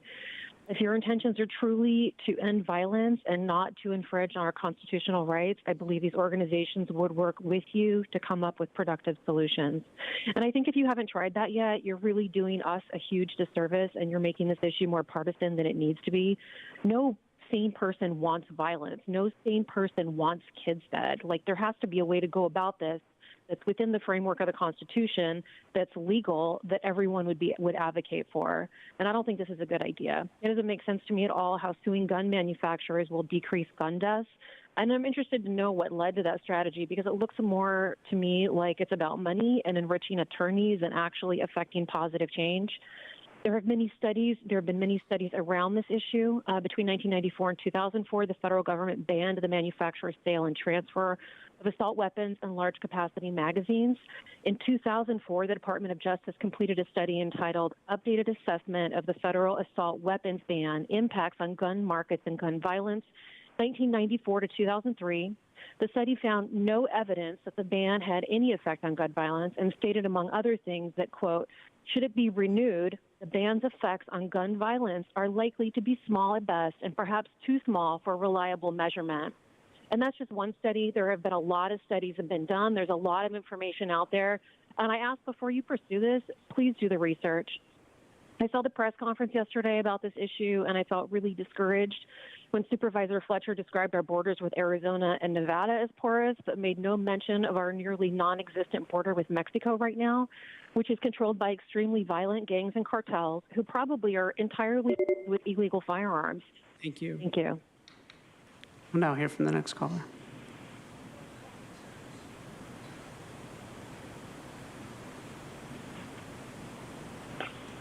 Hi, I'm Kara Chine, and I'm here in support of this action.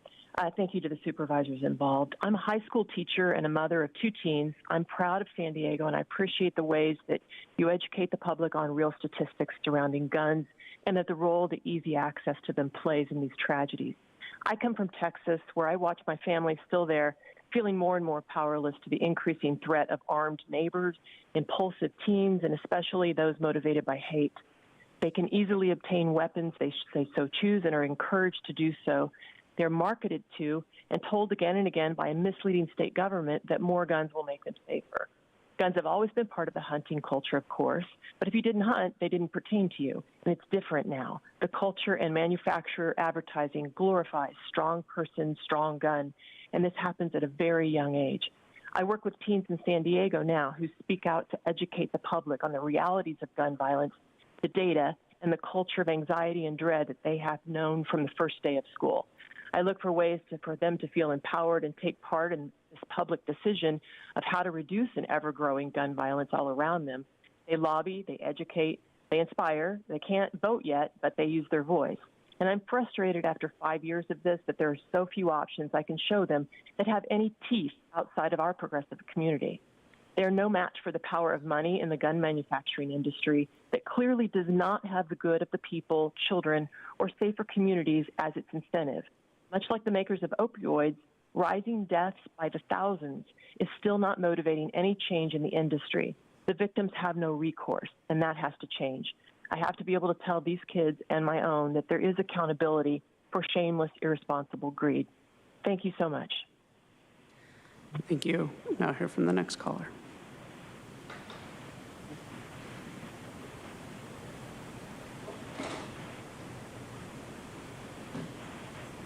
This is Truth, and you tragedy pimp skipped me on item 14. In this item's overview, a very hypocritical argument has been used. In the example used to justify lawsuits against firearm manufacturers, it says, quote, counties are holding opioid manufacturers and distributors accountable for deceptive marketing and for creating an epidemic that killed thousands in San Diego alone, end quote. Well, when is the county going to hold the vaccine manufacturers and distributors accountable for their same deceptive marketing of experimental shots that have led to the death of at least countless thousands in San Diego alone? There definitely needs to be some consistency in the protection of human life. and I didn't even say anything about abortion. I also find it very deceptive that the county would blame painkiller manufacturers and distributors for opioid abuse and addiction. Nathan, I believe you know that addiction is a daily personal decision, just like recovery. By the way, thank you, supervisors, for educating me on a cheaper alternative with the so-called ghost guns. All aspects of self-defense are very important to learn as much as possible about. So I would say, no one has to accept violence via guns or violence via knives as part of everyday life, but it's good to live in reality where you have an understanding of the potential dangers of the world, and you take personal responsibility for ensuring your own safety so that you don't live in fear that you'll be in the wrong place at the wrong time.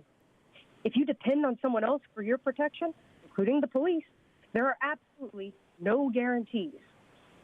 Lastly, the senseless lawsuits won't make people safer. It just makes the lawyers richer. Seizures, recoveries, semantics, Nathan. Thank you. Now hear from the next caller.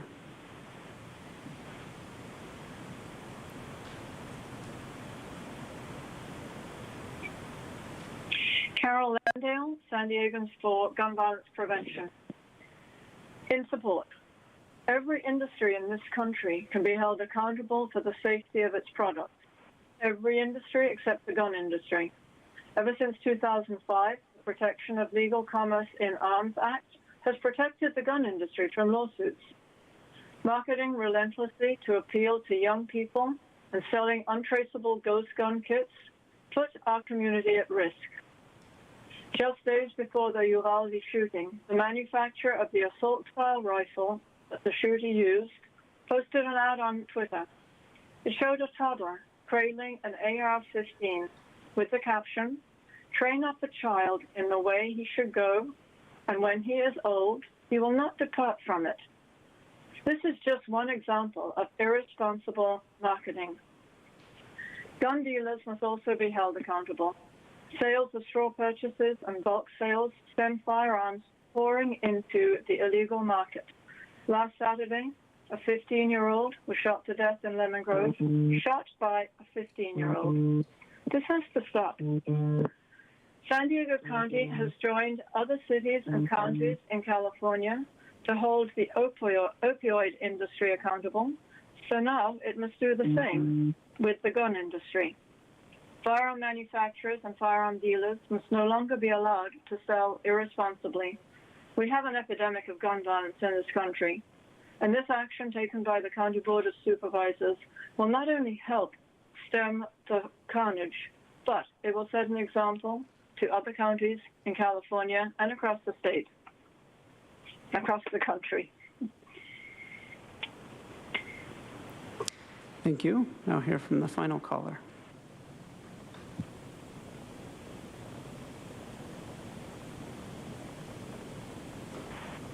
Kevin Stevenson.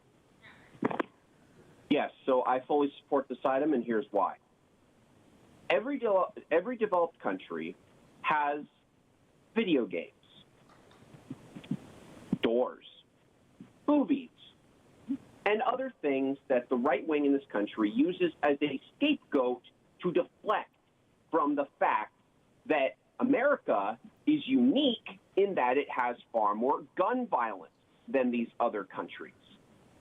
Let me make this very clear. The NRA and the gun lobby are in favor of domestic terrorism.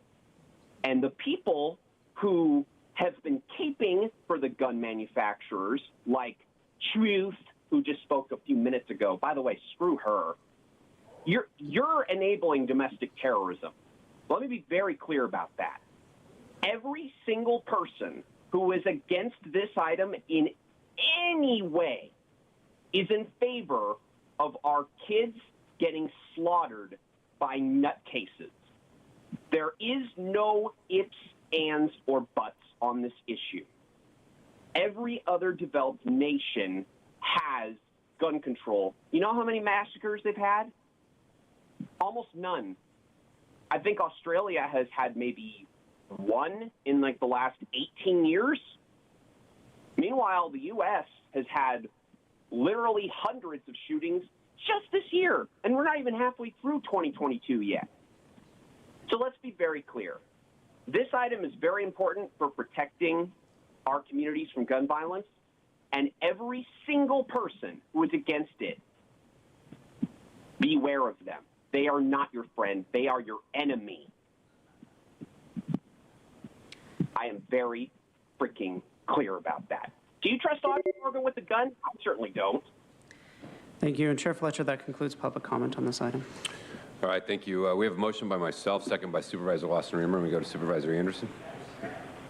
Thank you, Chair Fletcher. As I was reading through the letter, it's directing the CAO to develop recommendations after consulting with the sheriff and other relevant departments. And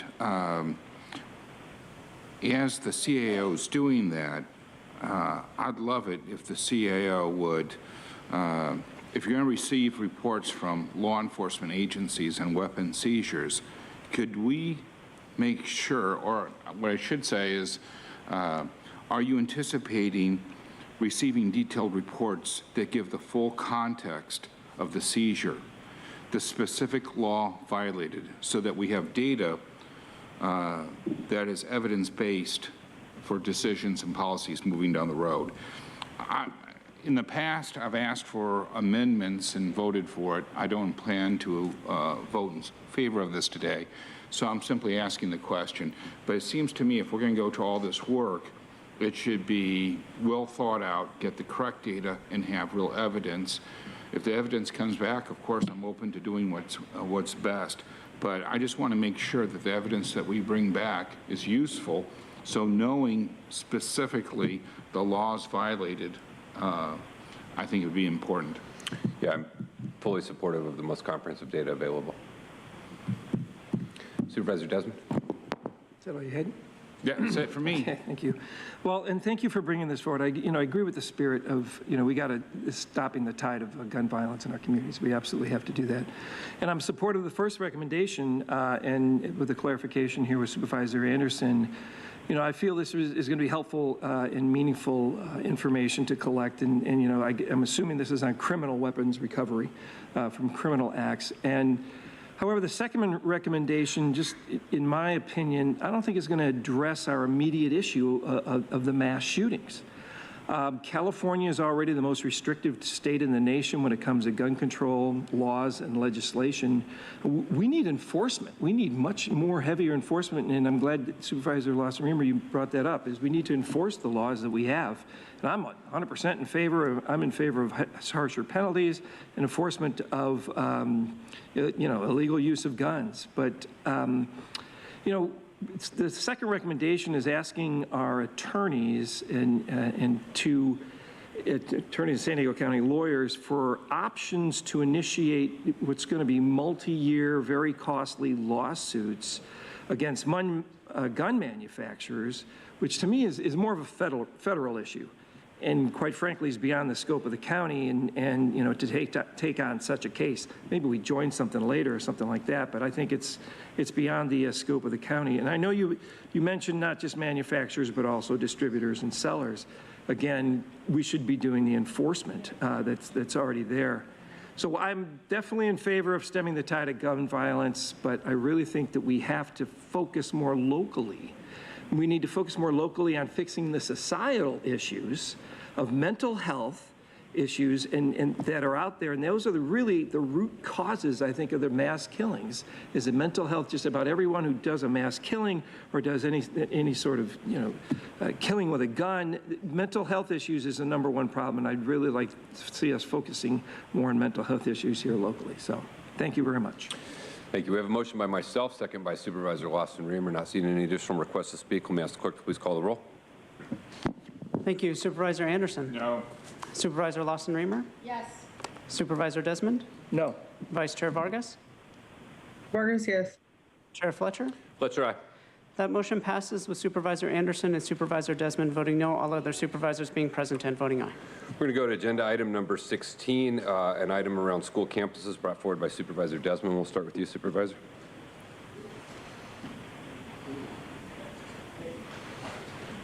We're moving fast. I know. That's good. Thank you, Chair. This is, keeping students safer on school campuses. This board letter was written because of a request I received from a North County Sheriff's Lieutenant who contacted my office and asked us to provide a fence around one of our nearby schools in Rainbow, in my district in North County. And I was surprised to learn the school didn't even have this very basic safety measure around it at the time.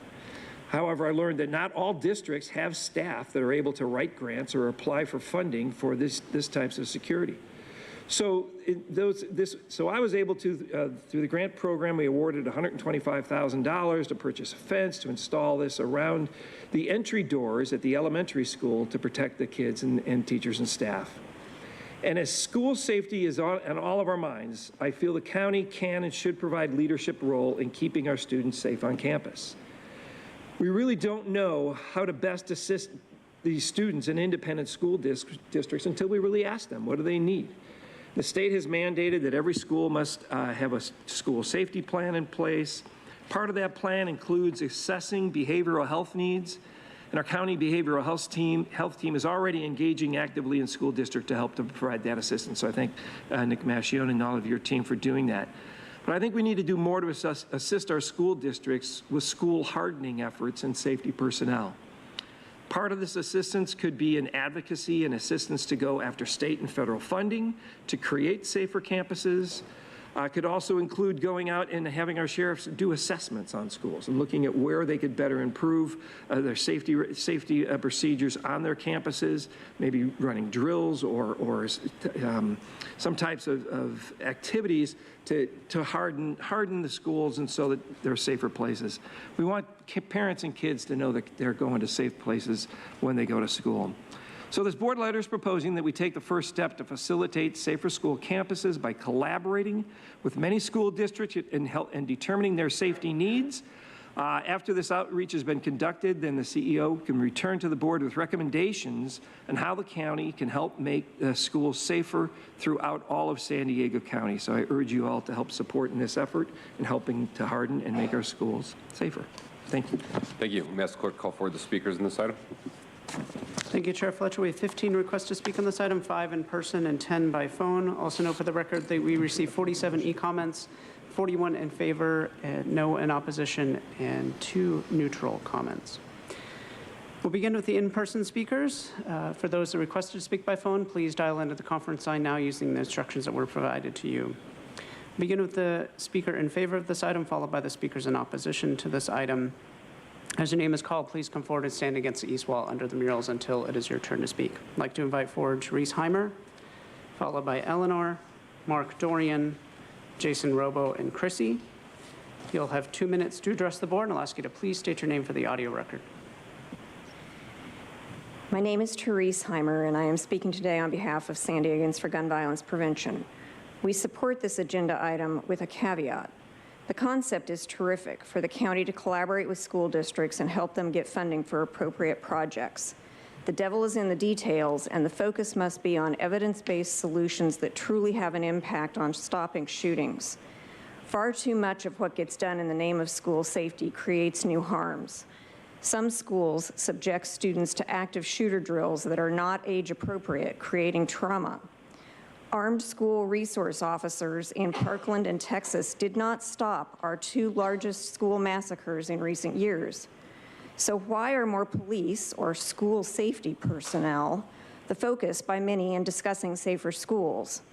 And worse, police in schools feed Black, brown, and disabled students who are up to 3 times more likely to be arrested under our systems into the school-to-prison pipeline. So let's focus on what is proven to work. When we talk to students in San Diego, they say their biggest need is for more counselors. So you're onto something, Supervisor Desmond, with behavioral issues. The kids are on the right track too. The way to stop school shootings is to build a welcoming environment and to give kids the tools they need to resolve issues without violence. Focus on the things shown to work, including encouraging safe gun storage, which keeps guns from students, because about 80% of school shooters get guns from parents and friends' homes. Strong evidence-based threat assessment programs are key. Help get funding for these teams. Students at risk of committing violence can be identified early and given the help they need, which is not discipline or the criminal justice system, but diversion to appropriate treatment. Thank you for this focus, and more information on what actually works can be found in the report, Keeping Our Schools Safe by Everytown. Thank you. Mark, this is absolutely ridiculous, and I'm just so pissed off because you guys, Delphi everyone, you ignore everything that we say. I told you before, listen closely. People out there on the internet, listen closely. These people, with all your tax dollars they could possibly have to protect themselves, this is what they do. They hire armed police, they have entrances with high-tech equipment, and only certain entrances that are well guarded. We could do this with our schools. Ted Cruz suggested doing this and tried to get it through Congress 9 years ago, and the Democrats filibustered it. By the way, I'm not for the Republicans either, but they did. And so all the shootings in the last 9 years, while nothing would be perfect and protect students or people anywhere completely, the majority, the vast majority, would have been stopped. And your party and you people are responsible for allowing this, because you could do for our students, for our children, what you do for you right now with these guards, right here, right now, over by the door, by the entrances, with the metal detectors. And they have motion detectors and other newer technology that could sense guns in the distance coming up to the schools. This could be stopped today and be a double win. You could give jobs to veterans. There are homeless veterans on our streets. That is the biggest shame. And they could be protecting the schools and would be happy to do it and have a place to live. But you don't give a damn about helping our children, or you would have done this long ago. Now, are you going to do it right now? Did you hear me? Or are you going to pretend you didn't and do some Delphi technique and ignore everything that would really work and take people's guns, which historically has always destroyed every country it's ever been done in, ever? Next speaker, please.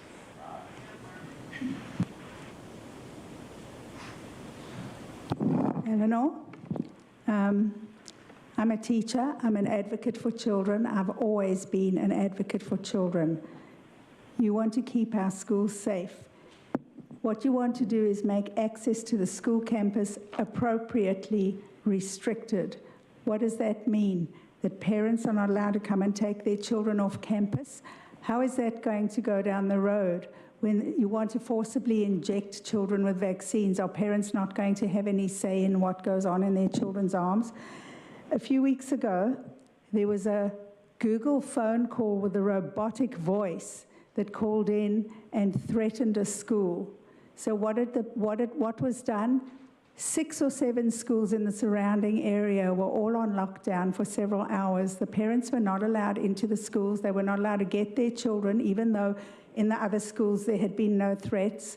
And the children were not allowed to text their parents so that they could tell their parents how they were. What is this doing to the psyche of the children and to the parents? This is not keeping anybody safe, but it's more tyranny that you want us to follow. I don't know what this is, but personally, I believe it's a test to see how far you can control parents and stop them from coming in to save their children. So perhaps the next threat to the schools will be a public safety issue, and obviously then we know that the children will have to do what's necessary to keep them all safe health-wise, and that is to get the injections. I don't know, is that where you're going? Now, I've always been an advocate of public education. I am no longer one. So to all the parents who have their children in public school, my recommendation is pull your children out, whether they are being brainwashed and taught to hate their parents. Is this how you want our future generations to grow up?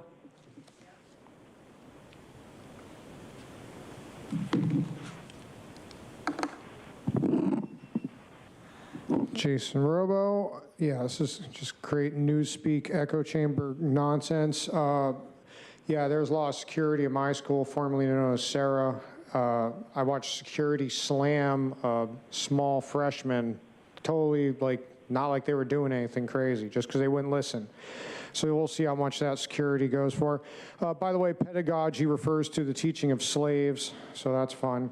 And I've talked before about this, but yeah, the diet also affects behavior. Dr. Russell Blaylock, who I mentioned earlier, Jim, you sounded interested in this kind of stuff. He has a thing on behavior and diet. Yeah, so like, as I've said before, they've literally tossed the salad when it comes to eating healthy. Yeah, I'm sure the hot Cheetos with fake cheese sauce was real great for us. I mean, people are being mauled by Tony the Tiger in these schools, basically. The obesity rates and all the issues are insane, diabetes. It's a gut shot. So does nobody care about food violence? If you feel like crap and you're not confident, and then you're also losing your shit from not just constipation and diarrhea, or not sometimes losing it. And I wonder too about the masks and how those depersonalized victims basically makes people easier to shoot up, I guess. I don't know. The documentary Pharmaceutical Thugs also talks about how antidepressants drive people into suicide and homicide. And yeah, you put fences around the schools. If they can get ballistics, you think they're not going to get a bolt cutter? So back to preventing like the actual root problems. 29 hours of math teaching is all it takes to do 12 years. So we need to mentally challenge the children, not to just like brainwash them. So pulling them out, great recommendation, I approve. Yeah, there's no Montessori school massacres either. And yeah, 40 minutes, the guy was left to just kill people. That's a messed up No Child Left Behind. And yeah, I don't know. We don't have academia. It's all nuts. It's more like macadamia.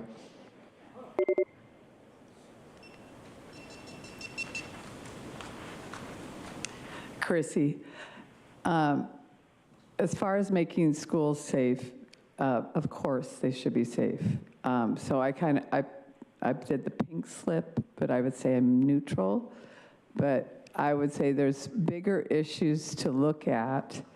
And unfortunately, the approach has been insufficient. The main thing that happened in Uvalde, there's looked at a bunch of things that have gone on there. That school had 48 lockdowns the year, in this same year that kid went in and shot everyone. He was talking to federal agents for 18 months.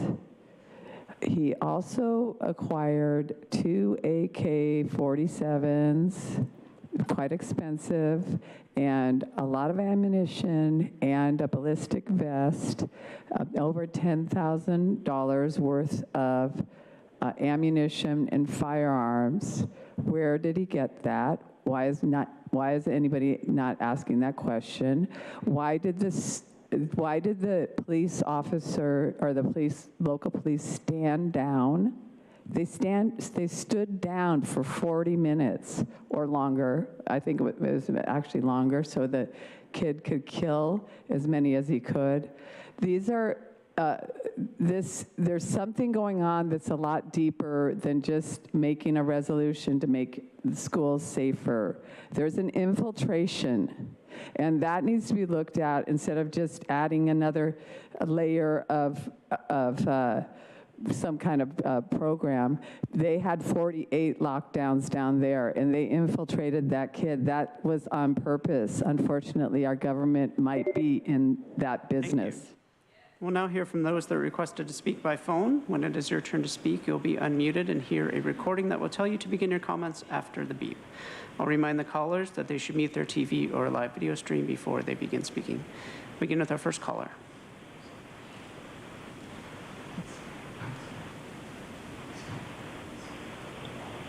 Kara Chine. Hi, I'm Kara Chine. I'm a high school teacher and a mother, and I believe that we all want to make kids safe. We are just trying to figure out how. One of my students, a 16-year-old named Lucy, told me this week about her freshman year when her older brother was then a senior. They had a detailed plan as they drove to school each day of what to do if there were an active shooter on campus. He told her, never let yourself get stuck in a class, just run outside and run to the car. He promised he would do the same and that they would drive away. That, they calculated, was the safest way to get out alive. This is how she started high school each day, memorizing where they left the car. And as we invest in protecting our students, which is obvious that is necessary. We can't ignore the damage that we're doing by traumatizing an entire generation of kids with fight or flight anxiety. I know kids that jump when doors slam or balloons pop, or my own child has panic attacks, has had several times that required me to come get her. This is real. I hear it from kids all the time. If you're over 30 like me, this is not something that you can even relate to growing up since first grade with active shooter drills every year now until you graduate. So what is appropriate and what is doing more harm than good? That's the question. As a teacher, I implore you to work closely with schools individually because there's not a one-size-fits-all solution for one national city versus a high school in Santee or a middle school in Point Loma. Each staff knows what will make the students safer, whether it be suicide counseling or programs like Camp Lead that we heard about earlier that connects alienated youth, challenge days. I've participated in lots of these and seen the power of them, or possibly paid community task force for schools. We do know that putting the burden of keeping a school safe on a security officer from a homicidal and suicidal person with an assault rifle is not realistic or effective. Please use this funding for making schools safer wisely. Listen to the people on the ground. Thank you. Thank you. We'll now hear from the next caller.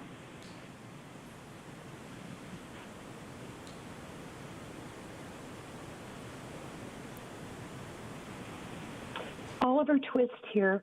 I am speaking in support today of this initiative to keep our students safer. I've learned over the years to pay far more attention to what people do, not what they say. You sit there in a building where you require the public to go through metal detectors, and you enjoy armed deputies to keep you safe. Our students deserve that exact same kind of protection.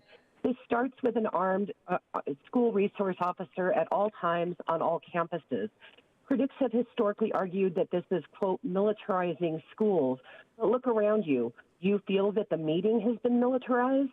Indeed not. It has been hardened and made secure. The logistics and financing of hardening soft targets is simply a matter of political will. If we have the money to send $40 billion to Ukraine or take on federal expenditure obligations of migrant legal defense out of local tax dollars, surely we can prioritize keeping our own children safe on school campuses. Therefore, I urge you to support this measure and do everything in your power to make sure that school hardening measures are fully funded and put into place. One has only to look around the room and see how these armed deputies are powerful deterrents to potential criminal intent and behavior. I am asking you to ensure that our children enjoy the same levels of protection that you yourselves enjoy. Thank you. Thank you. We'll now hear from the next caller.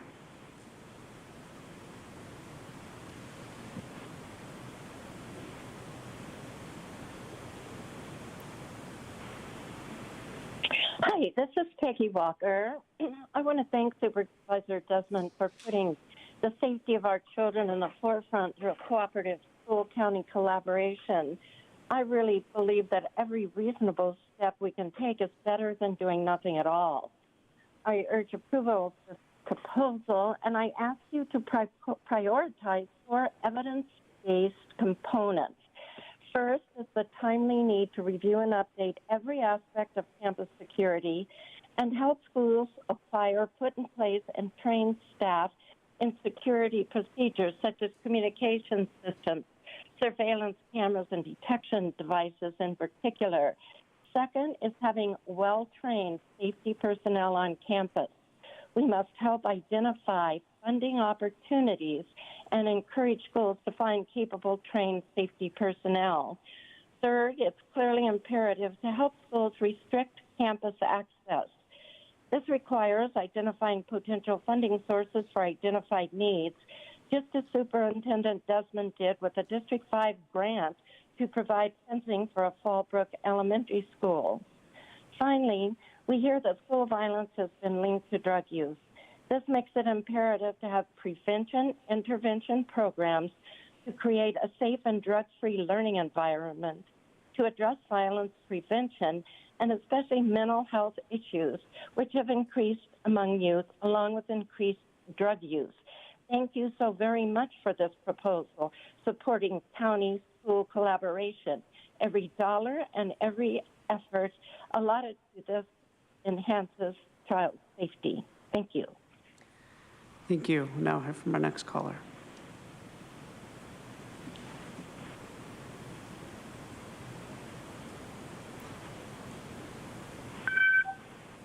Eleanor Evans. Agenda item number 16, I'm in support of it. As a private citizen, taxpayer, community advocate, and retired educator, I am supportive of the blueprint keeping our students safe on campus. I believe our public schools need to continue to be educational parks for learning and a haven of safety and security.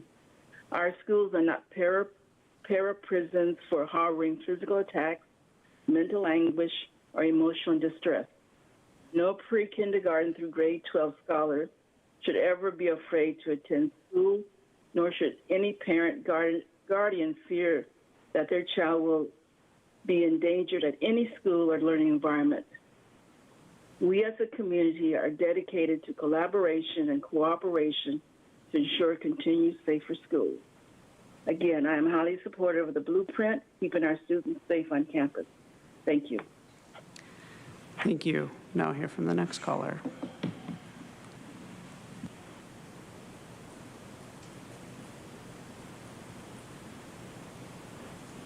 This is truth. Apparently, politeness triggers some, but I've never gotten to say that I identify as a human that doesn't screw words. So, I think this is the first item I've seen that recognizes the fact that the state of California actually has a constitution. You supervisors should constantly remind yourselves of Section 3. You can ask Audra sometime about that if you're confused. As far as the item's overview, you're dragging up incidents that happened 20 years ago and even 40 years ago as justification for a new so-called school hardening plan. I guess the school children weren't important then, and the only solution can be found decades later. With the Screening to Care initiative, poor children in California public schools are already going to be subjected to probably daily mental evaluations. Hardening schools is going to continue them on the path of looking exactly and operating exactly like prisons for children. Each one treated as a potential threat, a criminal who goes through metal detectors, inspected by security, wearing their see-through backpacks devoid of privacy, and with no access to the outside world.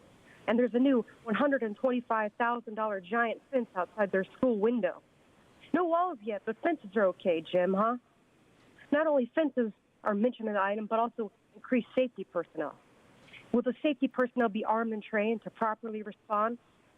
But none of the plans are going to make schools safer, especially not if teachers are leaving doors cracked with rocks for shooter access like in Uvalde, or if the FBI has anything to do with it, like in Buffalo and everywhere else.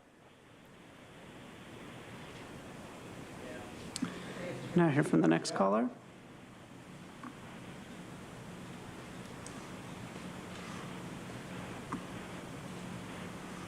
Kevin Stevenson, the actual truth. All right. So Uvalde, as we all know, recently saw a massive school shooting. And I would like to remind the people who think that it's a good idea to arm everyone who sneezes and breathes that there was an armed cop on campus as that school shooting took place. Was that guy able to stop the school shooter? Nope. We have poured tons of taxpayers' money into armed guards and metal detectors and all this stuff. And the right wing in this country, including some of the people who are speaking, are saying not good enough. They want to turn our schools into maximum security prisons, also that they can take their freaking AR-15 into the forest and go shooting pigs or whatever they claim they do. By the way, you don't need an AR-15 to hunt. You can do that. If you really, really must hunt, you can do that with a simple handgun. You don't need a literal military weapon to hunt, okay? So let me make this very clear. I want our kids to be safe. I do not want our kids to be slaughtered by randos with AR-15 and AK-47. But you know who does want this to continue and will never admit it? the right wing in this country, and that includes both politicians who take money from the gun lobby and Republican voters who vote on the single issue of, are you going to let me keep my guns? Are you going to let me keep my literal military arsenal in my basement? Are you people? Thank you. We'll now hear from the next caller.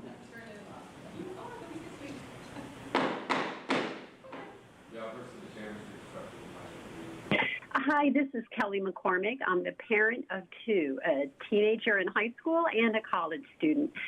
Both have gone to school locally since kindergarten and preschool. And I urge support of this item. We must act to make our schools safer for children.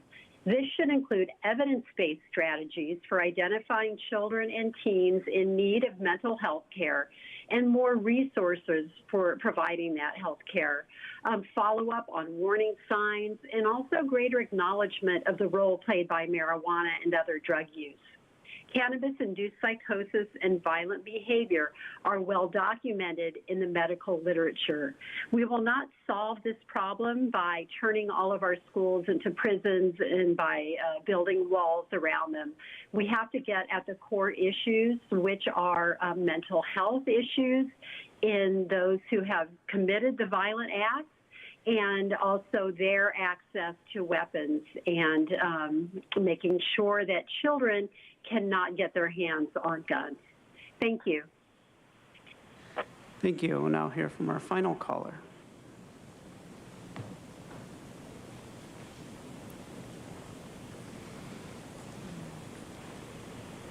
Good afternoon, Board of Supervisors. Ann Riddle here. I've come to add my voice of support regarding this item and to thank Supervisor Desmond for keeping this information and these ideas before us. It's actually the heart of all problem solving, is to be ready to discuss it and ready to look at solutions. I'm glad that the report recognizes that 4 years ago, the Assembly Bill 1747 brought us the need for school safety plans. As I look at my own elementary schools up the street in which I've participated, I wonder if the school safety plans are known by the parents that send their children to those schools. And perhaps that's a good first step, that everyone involved with our children know about these plans. Then I noticed that Desmond mentions the really good use for the supervisorial funds available to each Board of Supervisors and how he used his funding to help a school that had come to him asking for help. That open-handed approach from our Board of Supervisors that tells our schools that they could come to them and that their supervisor will respond is a wonderful step 2. And step 3 is definitely to improve behavioral health opportunities on the school sites. As I look at my own personnel in our high school district, they are excellent, but they are few, and that has to change. A particular note is the messaging regarding prevention that the previous speaker mentioned. There seem to be missing from our high school and middle school campuses, and anything we can do to increase the amount of personnel we have on campus and the amount of messages that are being translated to our young people, the better. Thank you. And Chair Fletcher, that concludes public comment on this item. Thank you. We'll go to Vice Chair Vargas. Thank you, Chair Fletcher. So I have a couple of questions, and thank you, Supervisor Desmond, for the recommendation. And of course, everybody wants to make sure that our communities are safe, especially our schools. And having been a community college trustee, I can assure you that I've been through many plans, and unfortunately, crisis plans on our school campus, et cetera. But I have a question for you. In the document, it says here very specifically that we want the Chief Administrative Officer to collaborate with our school districts to determine campus needs for school safety and hardening efforts. Can you just explain to me what hardening efforts means so I can better understand what that means?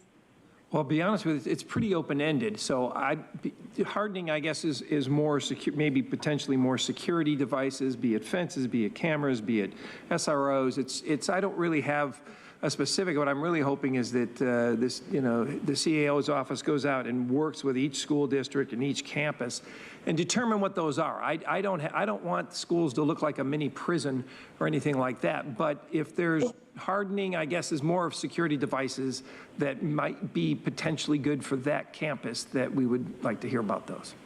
Okay, because I wanted to offer, because I'm happy to make, I think you made a motion. Have you made a motion for that? I'll do it right now. I'll make a motion to approve. Okay. If you make a motion, I'm happy to second your motion.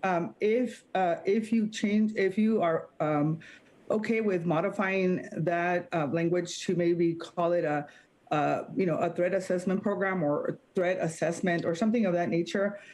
Because if you go back, and I've done some work, research on this in the past, and there's a lot of research that's been done to create safer schools, to really end gun violence, that really focus on really doing threat assessment, creating crisis response teams, that really focus on ensuring that you have safety trainings, and it includes a lot of the work that our actual county staff has been doing already, including, and I know this now because when Uvalde happened, because of the nature of the community that I represent of San Isidro, and having had many of the community that I represent being very similar to the Uvalde community, and particularly because you maybe remember the mass shooting that happened at Southwestern, what now is the campus at Southwestern College, the McDonald's. It really brought back a lot of, hurt in my community, particularly in my district. And so I immediately worked with our behavioral health team and with our health and human services folks. And I was informed that they actually were already working with some safety training programs. The County of San Diego was, our health and human services folks, and our behavioral folks. And I actually went and we did a town hall with the community, and because we invested as a county already, we're investing on counselors with the middle schools, with the which all of us actually voted on, which is a universal screening, to make sure that we're doing comprehensive work. I think we're doing some of this work already. So anyway, if you're okay with maybe just modifying that word so that it's not hardening efforts, but it really making it so it reads for school safety and maybe threat assessments, and then report back to the Board of Supervisors for any recommendations, I'm happy to support it that way. I'm happy to support. If you want to take out the word hardening and put in safety measures and what was the other? Threat assessment. Threat assessment, that's fine. This is pretty open-ended, but what I'm really expecting is, I guess the comeback. And Helen, you've got a good understanding of that. Okay. I'd be happy to accept that amendment. Thank you, Supervisor Vargas. Very good. Okay. So we have a motion by Supervisor Desmond, second by Vice Chair Vargas. Do you have anything else, Supervisor Desmond? No, thank you very much. All right, Ms. Clerk, please call the roll. Thank you. Supervisor Anderson. Aye. Supervisor Lawson-Remer. Aye. Supervisor Desmond. Aye. Vice Chair Vargas. Vargas, aye. Chair Fletcher. Fletcher, aye. That motion passes unanimously with all supervisors being present and voting aye. We're going to go to agenda item 17, second consideration adoption of ordinance around health and human services fee. I'll make a motion to approve. Is there a second? I have a motion by myself, second by Supervisor Desmond. May I ask the clerk call forward the speakers on item 17? Thank you, Chair Fletcher. We have 6 requests to speak on this item, 2 in person and 4 by phone. Also note for the record that we received 1 e-comment in favor of this item. I'd like to invite forward the 2 individuals in person in opposition to this item. Those individuals that requested to speak by phone, please dial into the conference line now using the instructions that were provided to you. As your name is called, please come forward. I'd like to invite Jason Robo and Michael Brando. You'll have 2 minutes to address the board. I'll ask you to please state your name for the audio record.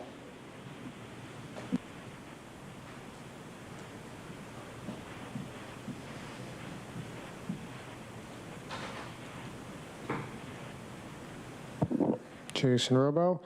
Yeah, we discussed this idea of fees before, and one of those rare occasions where you responded, Fletcher, you said something about fees or for things that people use. Well, if I'm correct or not, the website doesn't really disclose it, but taxes in the county, I'm not sure what they all go to. But I'm pretty sure that everybody kind of puts forward money towards education, for instance.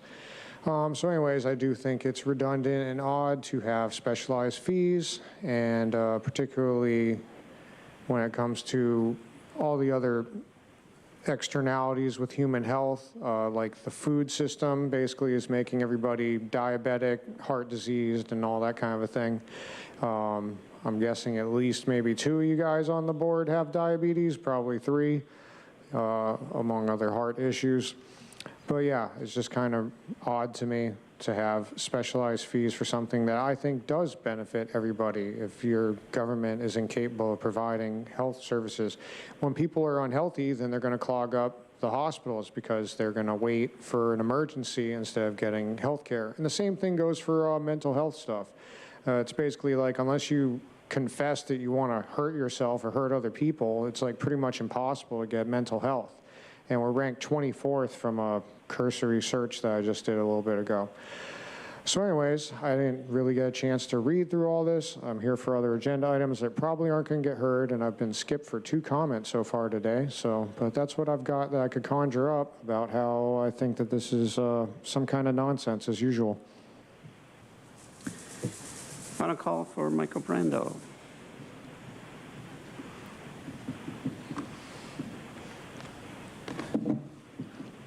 Michael, I wasn't going to come down here today, and Nathan, please do not interrupt me. Some points are all going to tie together here.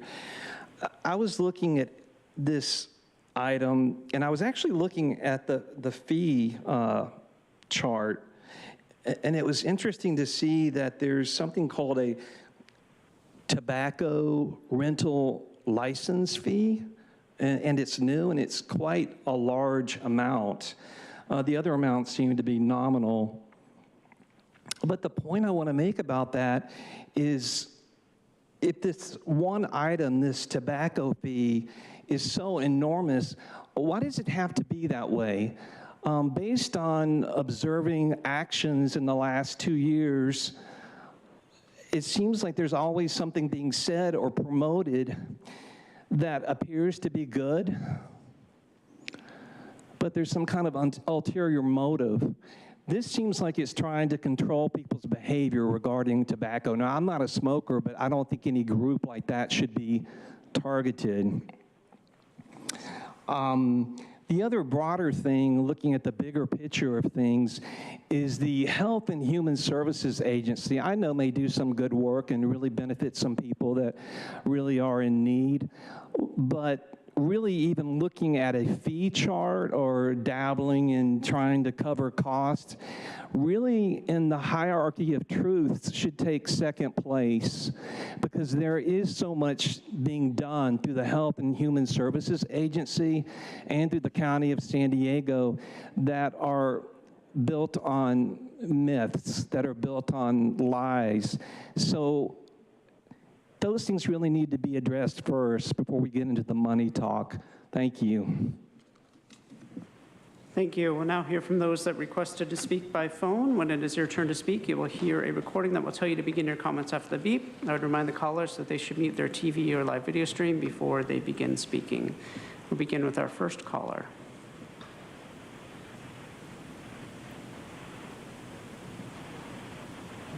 The one and only truth. Charging tobacco retailers an expensive fee using the excuse of minors having access is complete fraud and deception.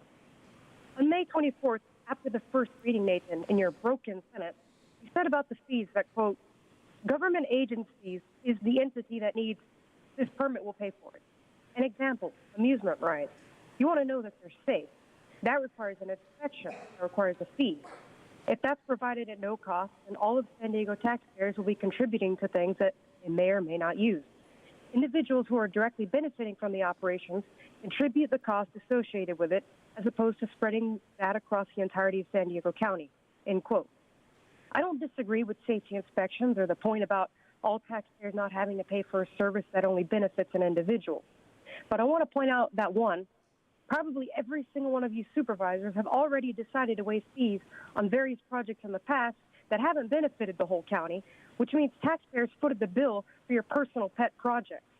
And two, fees on a constitutional right, such as the concealed weapons license, are not lawful. And a bonus third point. Nathan, if you really feel that taxpayers shouldn't have to fund individual ventures, then why does your wife Lorena want taxpayer-funded abortion? even for children without parental consent. The whole county would not benefit from a mother deciding to have her baby murdered, to be blunt. A load of hypocrisy and excuses for stealing more money from people. Inspections and permits aren't the same either. Permits are an individual or a business entity begging and paying for permission to operate. Inspections are the only process that ensures safety for any operation. So free the people, not feed the people. Chair Fletcher, not seeing any additional callers in the queue. That concludes public comment on this item. A motion by myself, second by Supervisor Desmond. Please call the roll. Supervisor Anderson. Actually, I apologize. I wanted to speak, if I may, still. I should push the button. We had more speakers. I'd like to support this. I know that San Diego Foundation hasn't produced any homes before, but I think that they're a great. I think you're on the wrong item, Supervisor. We're on 17. Oh, on 17? Well, heck, let's vote aye. Let's call the roll. Supervisor Lawson-Remer. Supervisor Desmond. Aye. Vice Chair Vargas. Vargas, aye. Chair Fletcher. Fletcher, aye. That motion passes unanimously with all supervisors being present and voting aye. We're going to go to agenda item 18, addressing the housing crisis, leveraging opportunities available to us in partnership with the San Diego Foundation. As a county, we've done incredible work building affordable housing on county-owned land. As chair of MTS, I'm very proud of what our agency has done building affordable housing on MTS-owned land. And we've seen an opportunity to help convene other jurisdictions throughout San Diego County and see if they're open to or willing to partnering to also build affordable housing on excess or surplus land that may be owned in various jurisdictions.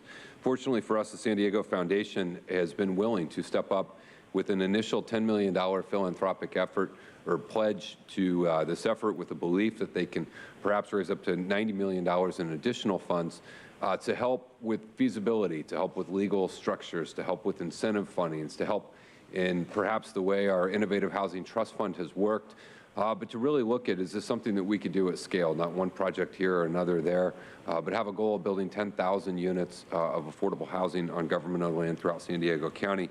I'm very grateful to the foundation for being willing to step up and engage in this effort, and am hopeful that we can, this entity and effort can be a resource to other jurisdictions that perhaps have the opportunities but need some technical expertise or perhaps some bridge funding or different type of opportunities to make this a reality. I really appreciate all the work Supervisor Lawson-Remer has done on this issue, and pleased to partner with her on this effort, and would make a motion to approve the recommendations in item 18. And thank you. With that, let me ask the clerk to call forward the speakers in this item. Thank you, Chair Fletcher. We have 8 requests to speak on this item, 4 in person and 4 by phone. Also note for the record that we received 3 e-comments, 2 of those in favor. We'll begin with the in-person speakers. For those that request to speak by phone, please dial into the conference line now using the instructions that were provided to you. All of the speakers in person are in opposition. As your name is called, please come forward and stand against the east wall under the murals until it is your turn to speak. I'd like to invite forward Sandra Martinez, Mark Dorian, Jason Robo, and Consuelo. You'll have 2 minutes to address the board, and I'll ask you to please state your name for the audio record.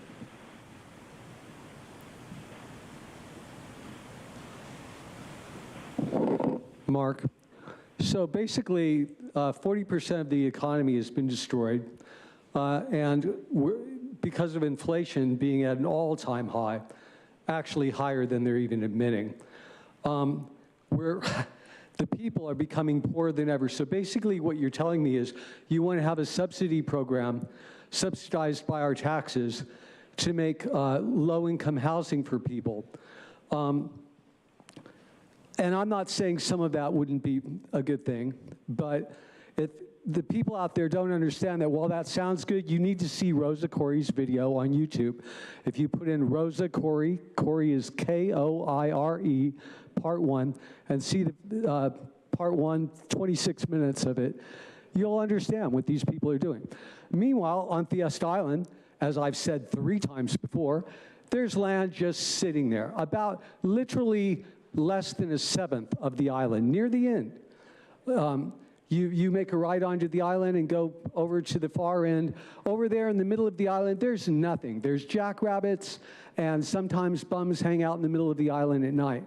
Meanwhile, you could use the 3D printers and build 7,500 3D printed 10 by 10 buildings. Now and also some buildings like some bathrooms like they have at Catalina, where there's like 2 or 3 giant buildings with 8 huge concrete bathrooms each that are very clean and nice. And a room that's got like what they need to eat and you know, sinks and such. You've already got programs that could help them get work. You could give them free bus and trolley passes, help them get a bank account and start working and save money. And the problem would end, and it wouldn't be a continuing cost to the city. If you wanted to solve the problem, which I don't understand why you don't, well, I do. I know why you don't. Next speaker, please.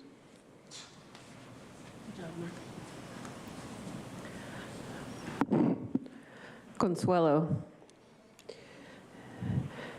UN Agenda UN Agenda 21, one world government, one world cashless currency, one world central bank, one world military, the end of national sovereignty, the end of all privately owned property, the end of the family unit, depopulation, control of population growth, and population density, mandatory multiple vaccines, universal basic income, austerity, microchip society for purchasing, travel, backing, and controlling, implementation of a world social credit system, trillion of appliances hooked to the 5G monitoring system. Government-raised children, government-owned and controlled schools, colleges, universities, the end of private transportation, owning cars, etc. All businesses owned by government/corporations, the restriction of non-essential air travel, human beings concentrated into human settlement zones, smart cities, the end of integration, the end of private farms and grazing livestock, the end of single-family homes, restricted land use that serves human needs, the ban of natural non-synthetic drugs and naturopathic medicine, the end of fossil fuels. This is what we have to look forward to. Pay attention.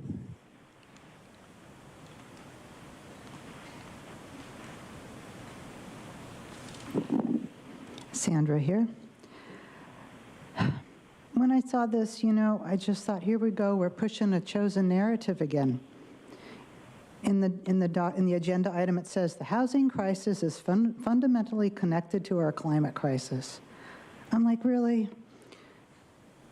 You know, this is really confusing people, you're distressing people, and you're creating division when it's really unnecessary.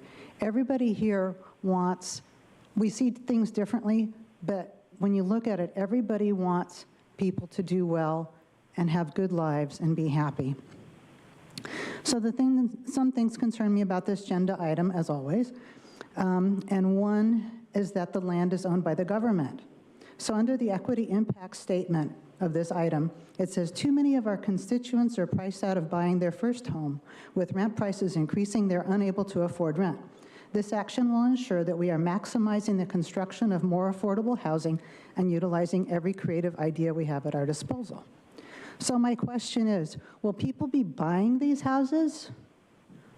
Or if they're renting, who will receive the rents? And who will receive the money if they're buying them? Or is this really part of smart cities? Will there be 24/7 surveillance, carbon monitoring? Will tenants or renters have to abide by the latest government mandates to have the opportunity to participate in this housing?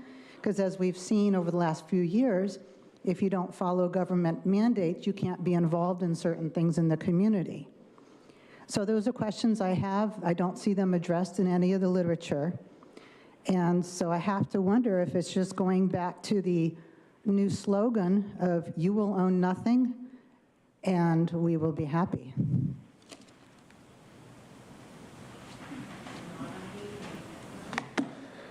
Jason Robo. I have similar criticisms, but I'm going to let my buddy Idol George Carlin speak on this one. Have been fucked over so long in this country, those are the kind of decisions they're left to make. I've got just the place for low-cost housing. I have solved this problem. I know where we can build housing for the homeless. Golf courses.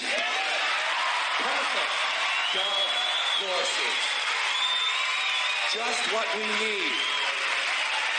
Just what we need.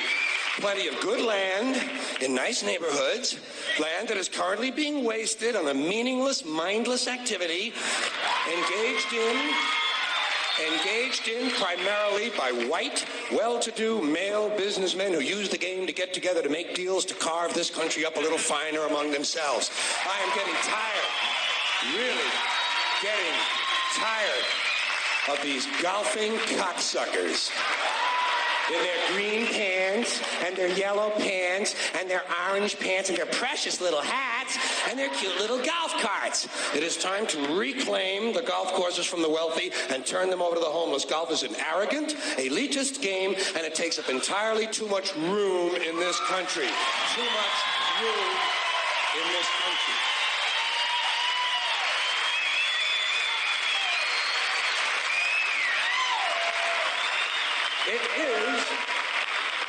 It is an arrogant game on its very design alone. Just the design of the game speaks of arrogance. Think of how big a golf course is. The ball is that fucking big. What do these pin-headed pricks need with all that land? There are over 17,000 golf courses in America. They average over 150 acres apiece. That's 3 million plus acres. 4,820 square miles. You could build 2 Rhode Islands and a Delaware for the homeless on the land currently being wasted on this meaningless, mindless, arrogant, elitist, racist. Thank you. Your time is up. We'll now hear from those that requested to speak by phone. When it is your turn to speak, you'll be unmuted and you'll hear a recording that will tell you to begin your comments after the beep. I'll remind the callers that they should mute their TV or live video stream before they begin speaking. Begin with our first caller.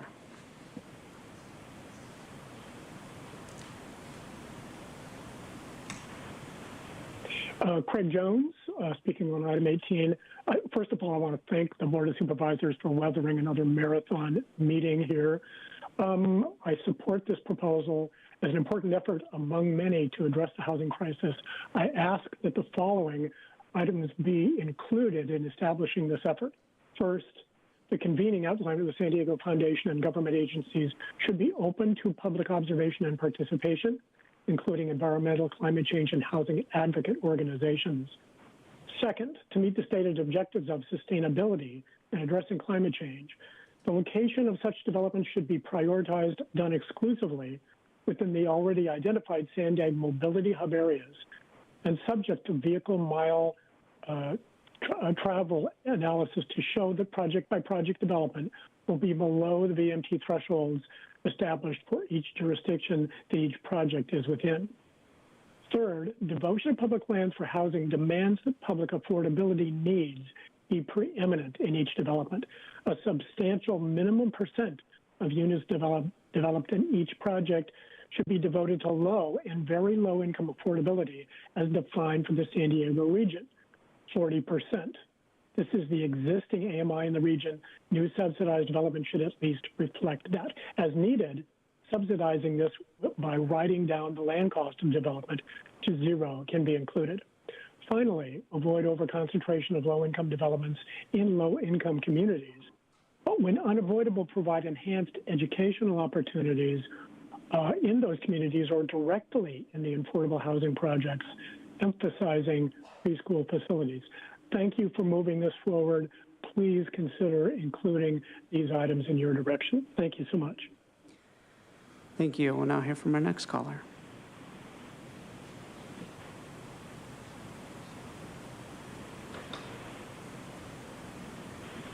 Truth. This item's overview statement either makes a person laugh or a person get angry at what a future San Diego County is going to look like.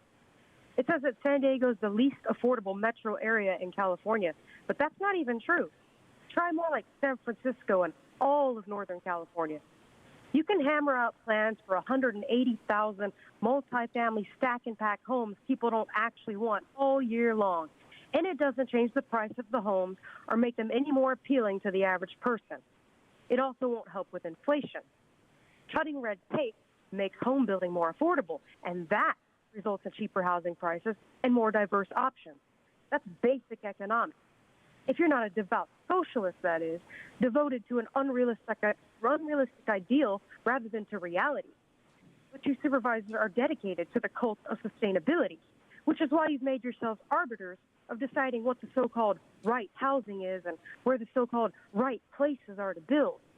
We Americans never said we wanted to live like the Chinese do, and that has two meanings.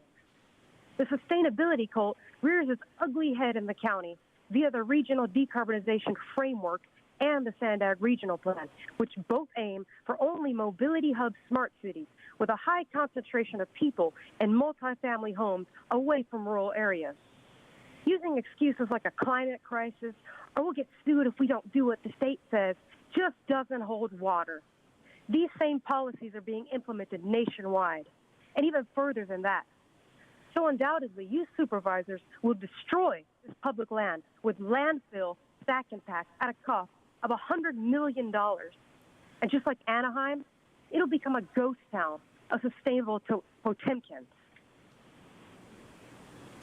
Now hear from our next caller.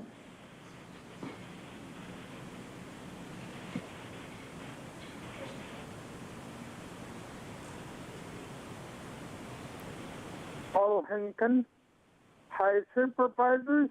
The board's idea is that this county is in the, quote, throes, unquote, of a housing crisis. Sounds dramatic, maybe? Old globe material, perhaps? The board claims that our region needs to build another 90,000 homes by the end of the decade just to keep pace with population and job growth. However, the population of this county has been declining for several years. In fact, the county's own proposed budget shows a population decline for the last 3 years on page 31, by the way. About 9,000 in 2019, 11,000 for 2020, and 25,000 for 2021. So another 4 or 5 years of decline will probably totally offset the need for 90,000 new homes. People are fleeing. SDG&E is ridiculously expensive. Climate change and other things are driving Californians away. You do a study now, by the time you use it, it will be old and stale, dated, very stale. Genuine research this now instead of seeing if trends reverse and it becomes more important to get real. Thank you for your attention. Thank you. And Chair Fletcher, that concludes public comment on this item. Thank you. Supervisor Anderson. Thank you very much. I would just ask, I'm supportive of this, but I would ask that we bifurcate the vote on items 4 and 5, the two Senate bills. I'd like to support it overall, but those two bills I have a specific issue with. All right, thank you, Supervisor Wasserman. Yeah, thank you so much. I just want to make a couple comments. I mean, I think we've spent a lot of time in this board talking about housing, and it's just really happy to be able to bring something forward that attempts to tackle this in a really pragmatic and specific way by looking for public lands that we should be made available for the public benefit. You know, I've said this before, and I continue to say it again. I think for too long, we really thought about housing and the environment as at odds with each other, that you had to choose. But at the end of the day, it's both and. It's not either or. And in fact, the only way we are ever going to be able to tackle our climate crisis is by building the right kind of homes in the right places, near transit, near schools, near parks.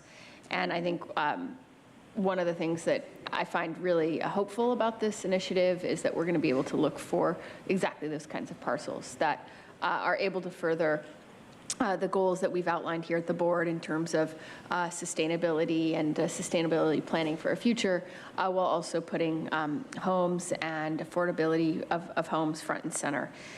So that is one of the things I'm most excited about bringing this forward, is aligning these two objectives around sustainability and housing affordability, and proud to co-docket this today.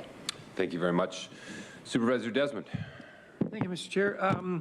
Yeah, I got several questions on here. I guess just first on recommendation number 2, that the San Diego Foundation convene all local government agencies to identify government-owned parcels developable for affordable housing within 3 to 5 years. All right, I get that, but is that, it has to be 100% affordable housing on parcels, or it could, I mean. It doesn't say that, it just says. I know, for so I'm affordable asking, housing. does it just mean, so it could be like an 80%, 20%, like an 80% market, 20% affordable?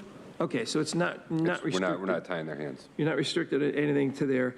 And then I guess same thing for, and then if it's a local jurisdiction, I'm sorry, if it's not owned by a local jurisdiction, they don't own it, but somebody else does. How is that land going to be treated, I guess, by the agency or whoever's running this? Is that, are you going to potentially purchase that land from the owners, or is there any sort of mandatory it's going to be affordable housing?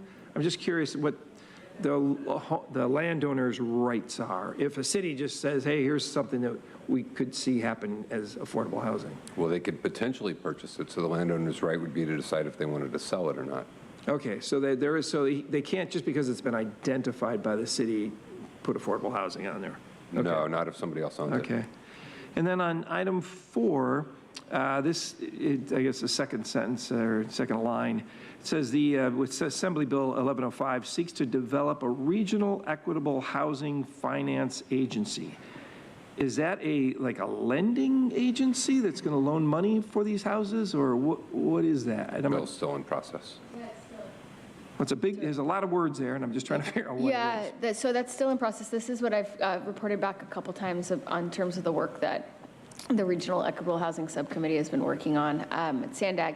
It's a bill that's been proposed by Senator Ben Wesso. May or may not pass, but the idea is that we would be able to have a housing finance authority would be able to raise revenue and then create lots of different kinds of financing options. It could be loan funds, it could be direct investments, it could be subsidies, sort of a whole bunch of more tools in the toolkit around financing than we currently have. So you could be able to raise revenue, okay, and I guess that includes putting on half-cent sales taxes or something like that as well? It would be up to the voters, so it would be whether voters wanted to do that, and then there would be a mechanism to, if the voters wanted to raise revenue through this mechanism, then there'd be a mechanism to invest in housing. Right now, we don't have any mechanism like that in San Diego County, and they've put one together for LA and San Francisco, which is getting them to the front of the line on all the state housing funds. Hey, be quiet out there, I can't hear. Because you have to have local money in order to be competitive for the state money. And since San Francisco has one of these, and LA's put one forward and is probably going to pass the cycle, they're getting to the front of the line in getting state funds because we don't have any ability to raise local revenue to match. Okay, and this would be under the umbrella of Sandag, is that right? It's its own agency. It's not Sandag. Oh, it's not. Okay. It's called this. If it passed, it would be the San Diego Regional Equitable Environmentally Friendly Housing Finance Authority. Okay. Well, and sorry, I have so many questions. This is new, and I'm trying to figure this out. And then on item, I guess, recommendation number 6, sort of the last sentence there, collaborate with county staff to unlock government-owned parcels for affordable housing. What does that mean? If it's not zoned for affordable, or? No, that means work to help make them available. So the county's done a ton of this, MTS has done a ton of this. A lot of other jurisdictions just don't have the experience, may not have the staff, may not have worked through it. So it's provide assistance for places that would like to build more affordable housing on government-owned land. Okay, I guess I'm hung up on unlock the government-owned, because. Well, if you have a door and someone can. Dorian, nobody up here needs your help. Your outbursts are disrupting the conduct of the meeting. It's your second warning, Consuela. I'm sorry, Supervisor. Okay, I guess I'm hung up on this unlock. What are we unlocking it from what? I guess from the current land use or the current? No, I think you're overthinking this a little bit. If you got a door and you can't get past it, someone can help you unlock it. So if they haven't ever developed on government-owned land because maybe they don't know how to, or they've never been through it, or they're not matched with developers, then someone can provide some technical expertise to help you if that's what they want to do. So I guess, okay, I would call But that like an entitlement. there's not like a key or anything like. Well, I get that, It's just but we're trying to provide help and assistance. Okay. For people who want to build more affordable housing. And then I got a couple others, sorry. This is, being a former mayor, I'm kind of protective of the land. So, all right, so nothing would be mandated for affordable housing. No. And I think I already asked this other question, this other thing. Okay. That's just a new thing. I'm all in favor of building more housing, affordable housing, wherever we can, and looking for opportunities. I'm just trying to get a better understanding. Thank you. Vice Chair Vargas. Thank you. I want to say thank you for bringing this forward. I think it's absolutely important, especially because there are scarce resources for housing in our region, especially for affordable housing. And I think if we continue to look at our RENA numbers, affordable housing is where we are really lacking. So I think it's our responsibility to take every opportunity to expand affordable housing options in our region.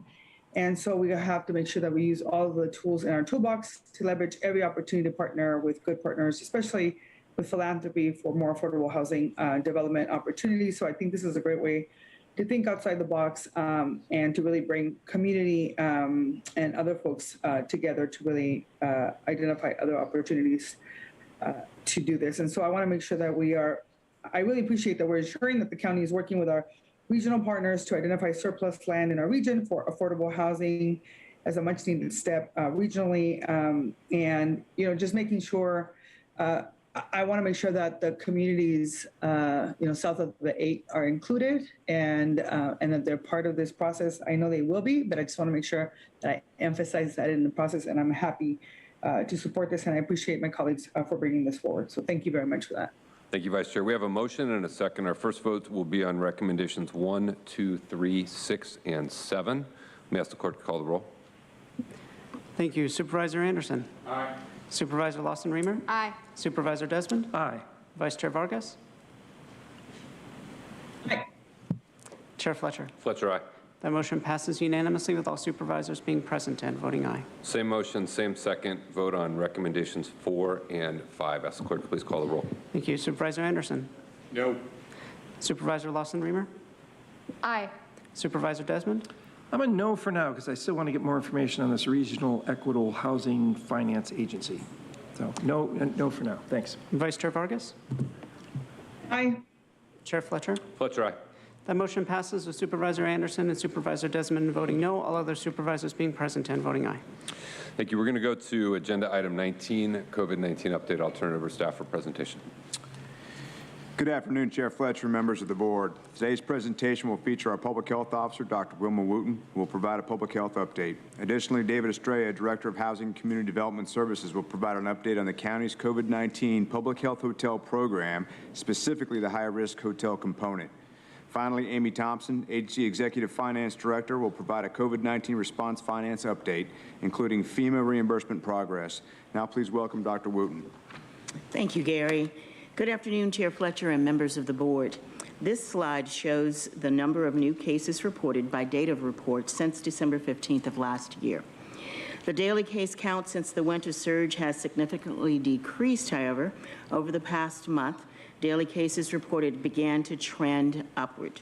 For the 14-day period from May 30th through June 12th, daily cases reported range from 711 to 1,933 cases. The average number of cases for the week of May 30th through June 5th was 1,311 cases. The average number of cases for the week of June 6th through June 12th was 1,442 cases. Therefore, the percentage change was an increase of 10% between these 2 weeks. This is compared to 31% increase in cases over the 14-day period during the last presentation to your board on May 10th. Today's findings support a slowing of the increase in cases over the past 2 weeks. To further elucidate these changes, this slide shows the percent change for cases, hospitalizations, and deaths for the 30-day period from May 12th through June 12th. Cases by report date were up 88% during this period, going from 768 to 1,442 cases. Hospitalizations were up 110%, going from 105 to 221 admissions. Lastly, while deaths lag behind cases and hospitalizations, deaths have been consistent at either 0 or 1 death per week. Now looking further at the same metrics for the 14-day period from May 30th through June 12th, cases by report date were up only 10%, going from 1,311 to 1,442 cases. While cases reported were overall higher than the prior 2-week period, the percentage increase has slowed and the range has narrowed. Hospitalizations are only slightly increased by 11%, going from 200 to 221 admissions. Therefore, the increase in hospitalizations has also slowed, going from 110% as seen on the slide, the last slide for the 1-month period, to 11% over the past 2 weeks. Also, in this 2-week period, 1 death has occurred, which again is consistent with either 0 or 1 death from week to week. The good news is that the daily reported cases are leveling off, and we anticipate to see daily cases reported to decline. We will continue to closely monitor these patterns. With the public utilizing more home antigen tests but not reporting the results to local health departments, wastewater testing is important for COVID-19 surveillance to support early detection. The County of San Diego constantly monitors wastewater surveillance data through the local San Diego Epidemiology and Research for COVID-19 Health, or the SEARCH website. SEARCH is a cross-institutional collaboration between Rady Children's Hospital, Rady Children's Institute for Genomic Medicine, Scripps Research, and the University of California, San Diego. This collaborative seeks to understand the spread of the SARS-CoV-2 virus in San Diego County by sequencing the virus detected in wastewater. This graph indicates an upward trend in the viral concentration in wastewater over the past 3 months, although a flattening of this increase is starting to occur as seen in the last slide. An increase of less than 1% from March 25th through June 8th now has been observed. Overall, most of the variants are Omicron, about 98%. The Omicron BA2 variant constitutes about 19% of specimens being sequenced. The subvariant BA2.12.1 has been detected in approximately 55% of specimens being sequenced, and other Omicron subvariants of interest, BA4 and BA5, have been detected in 24% of specimens being sequenced. Next, the Centers for Disease Control and Prevention, or CDC, looks at COVID-19 distribution in the community in 2 ways: transmission levels and community levels. This slide shows the COVID-19 transmission levels. Most of the U.S., as well as California, including San Diego County, show that the SARS-CoV-2 virus has a high transmission level, shown by the areas in red. This designation means that jurisdictions have 100 or more cases per 100,000 population in the last 7 days. San Diego County is 307 cases per 100,000 population, or a greater than 12% PCR test positivity in the last 7 days, and San Diego is at 12.7. San Diego County has been in the high transmission level for the majority of 2022. However, to help better understand the impact of COVID-19 disease on the community, on February 25th, the CDC released the COVID-19 Community Levels Framework. The Community Levels Framework was developed to help the public understand the impact of COVID-19 on the healthcare system, as well as to inform what local actions should be taken depending upon the level. This new framework was created because the risk of medically significant disease, hospitalization, and death from COVID-19 is greatly reduced for most people due to current levels of population immunity and treatment tools available, despite the transmission level. The new metrics transition the focus from eliminating COVID-19 transmission to protecting the most vulnerable and minimizing the burden on the healthcare system. And you will recall that at the last update to your board on our county had a low or green COVID-19 community level. As of June 13th, the CDC has assigned San Diego County to a medium or yellow community level based on metrics among the case rate, new COVID-19 hospital admissions, and the percent of staffed inpatient beds occupied by new COVID-19 patients. This change is also consistent with the increase in daily cases reported and reviewed in the previous slides today.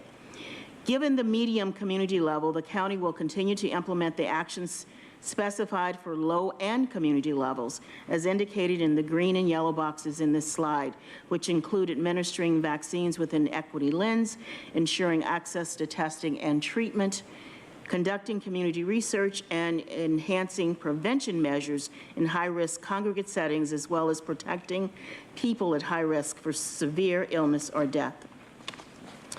While we are in a medium community level, COVID-19 vaccinations show the tremendous collective efforts made by community partners in collaboration with county staff members to administer COVID-19 vaccines throughout the San Diego County region.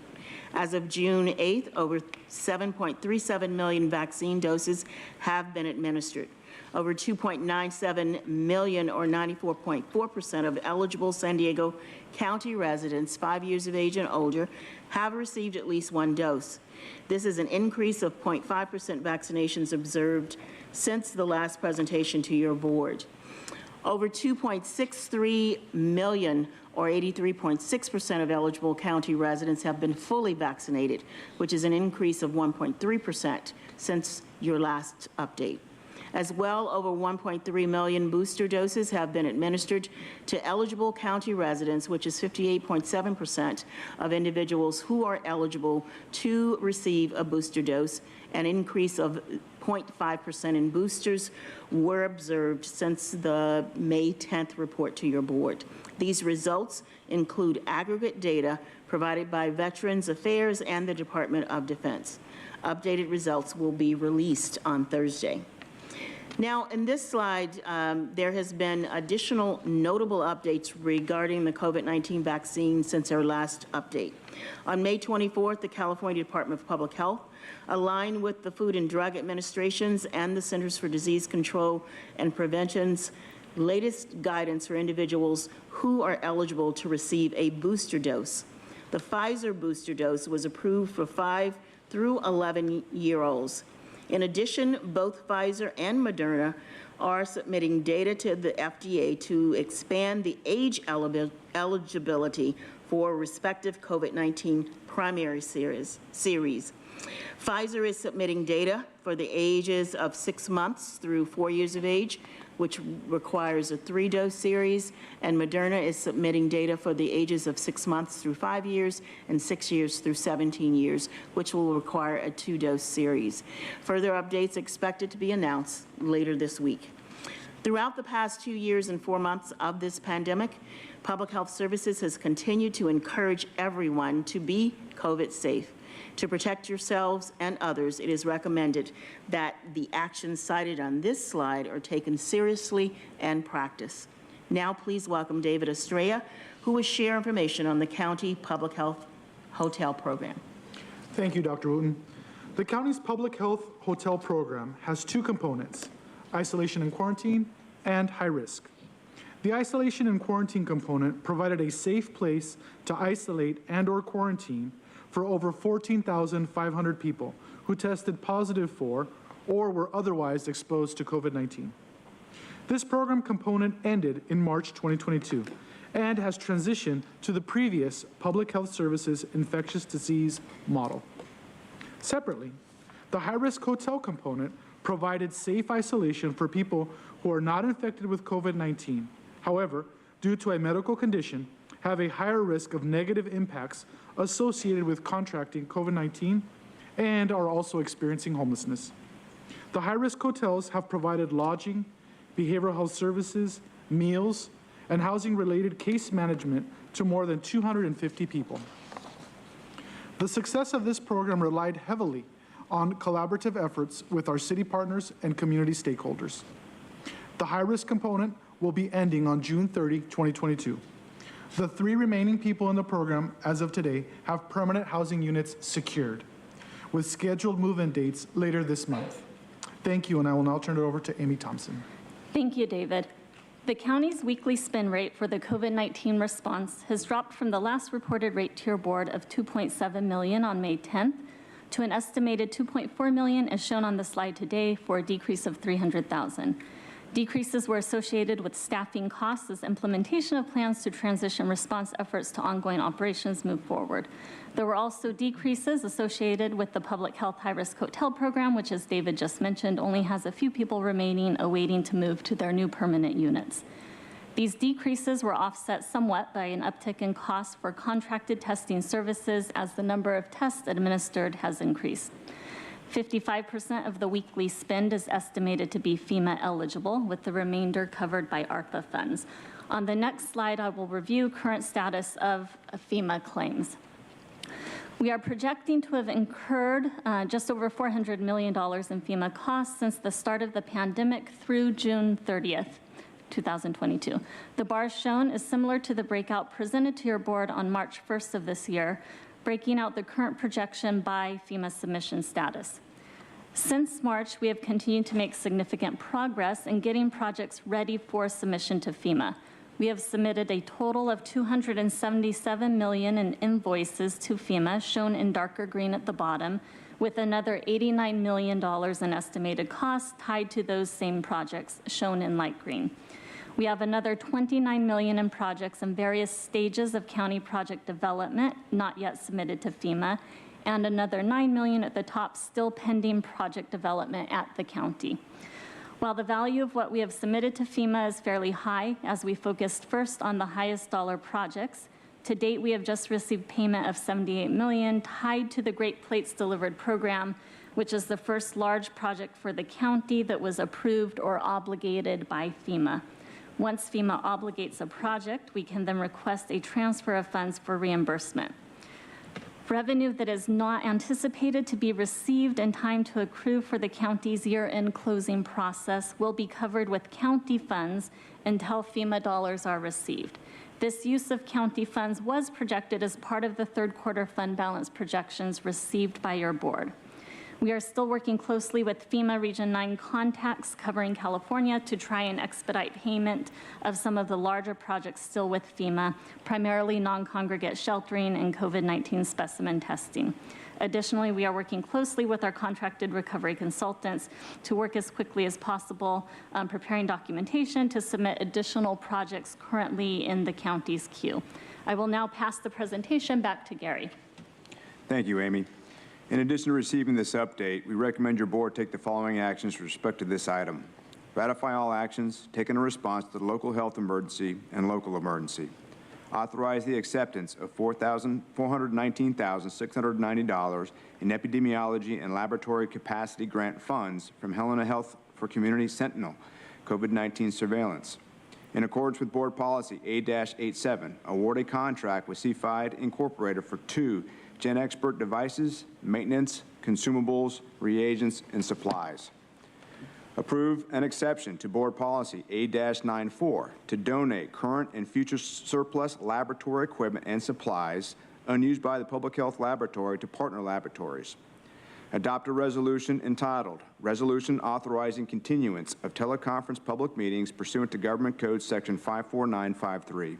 Subject to questions, this concludes our presentation. Thank you. May I ask the clerk to call forward the public speakers? Thank you, Chair Fletcher. We have 16 requests to speak on this item, 9 in person, 7 by phone. We also received 2 e-comments, both of those in opposition. Any members of the public that requested to speak by phone on this item, please dial into the conference line now using the instructions that were provided to you. We'll begin with the in-person speakers. All speakers are in opposition to this item. As your name is called, please come forward and stand against the east wall under the murals until it is your turn to speak. I'll be calling you in groups of 5. I'd like to invite forward Mike Borrello, Sandra Martinez, Mark Dorian, Consuelo, and Jason Robo. If I've called your name, please come forward. You'll have 2 minutes to address the board, and I'll ask you to please state your name for the audio record.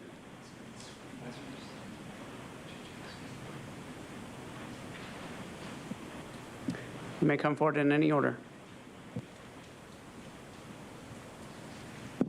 Mike Borello. So this is to supplement today's COVID-19 update. I submitted a vaccine injury report. Please read it. As of June 10th, about 590 million COVID-19 vaccines have been dosed over 18 months. VAERS reports now nearly 29,000 associated deaths. In contrast, about 3.3 billion doses of the 14 influenza vaccines dosed over 30 years. VAERS reports about 2,200 associated deaths. Doing the math, for influenza vaccines, that's 1 death per million. COVID-19 vaccines, 50 deaths per million. So the COVID-19 vaccines are about 50 times deadlier than the flu vaccines, but the benefits outweigh the risks. Syncope, 30,000 cases, 60% fainted immediately after injections. Syncope for all vaccines over all times, 40,000 cases. So Pfizer, over 50% of those, Moderna, 20%, and Janssen, 8%, but the benefits outweigh the risks. Hypertension, occurring within 1 day for over half of 15,000 reported events, possibly explaining other events such as stroke and aneurysms, also reported in VAERS and published journal articles, but the benefits outweigh the risks. Lymphadenopathy and lymphadenitis are determined side effects confounding screening for breast cancer, some improperly dismissed as vaccine side effects, but the benefits outweigh the risks. Over 11,000 cases report cognitive disorders and confusional states, with 61% of cases occurring within 2 days of injection. That's high correlation, but the benefits outweigh the risks. Thank you. Next speaker, please.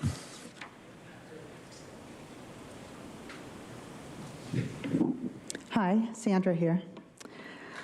My update is I've now lost 14 friends with back-to-accidents caused by this so-called vaccine COVID-19. They're all due to vaccine-induced neurological problems, vaccine-induced strokes, other COVID remdesivir issues despite being fully vaxxed and boosted, and others due to heart attacks and others due to cancers. All of these particular adverse events were known in October of 2020 and listed at the FDA meeting for approval of these bioweapons. One recent victim was my friend's niece, who last weekend had a massive stroke. She's a 45-year-old healthy woman. Another is a friend of mine's 15-year-old son who died unexpectedly of a heart attack 2 months ago after his vaccine. I also wonder about Miss Casitas, who was here earlier this morning talking about her 27-year-old son who had a heart attack. I don't know if he had the vaccine or not, but it's something to think about. So many people are dying unexpectedly, and if you look it up in the media, it's all over the place. It's so common now, they've come up with a new medical diagnosis, sudden adult death syndrome. It mysteriously began last year. I can't imagine what it could have been. Everybody's so dumbfounded. It didn't exist before, but I don't know what changed last year. Other than all those side effects are listed on the FDA records and in the Pfizer documents if you actually read them. At some point, the maiming and death numbers in connection with this shot will become so staggering there'll be no denying it, and people will be held accountable.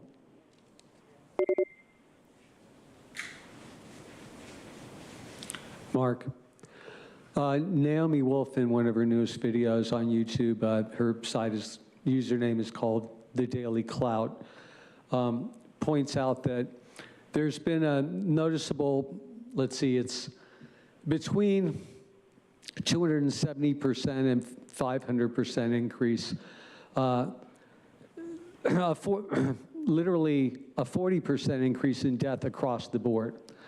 And the insurance companies notice this, also reputable government organizations notice this. They're trying to downplay it now, but they can't. the insurance information is already out there, and that's, of course, absolutely real data because they're the ones paying out, so they keep track of this. Your plan here is to vaccinate 6-month-old children with a vaccine that's been proven to do a lot of damage. One of the things Naomi's video points out is that Pfizer didn't want certain documents released for 75 years, but a judge said that they can be released and would be. And so her team has gotten a hold of them and analyzed it, coming up with some of the figures I just mentioned. It's extremely dangerous across the board. It's caused so many things, pericarditis, myocarditis, blood clots, embolisms, pulmonary embolisms, heart attacks.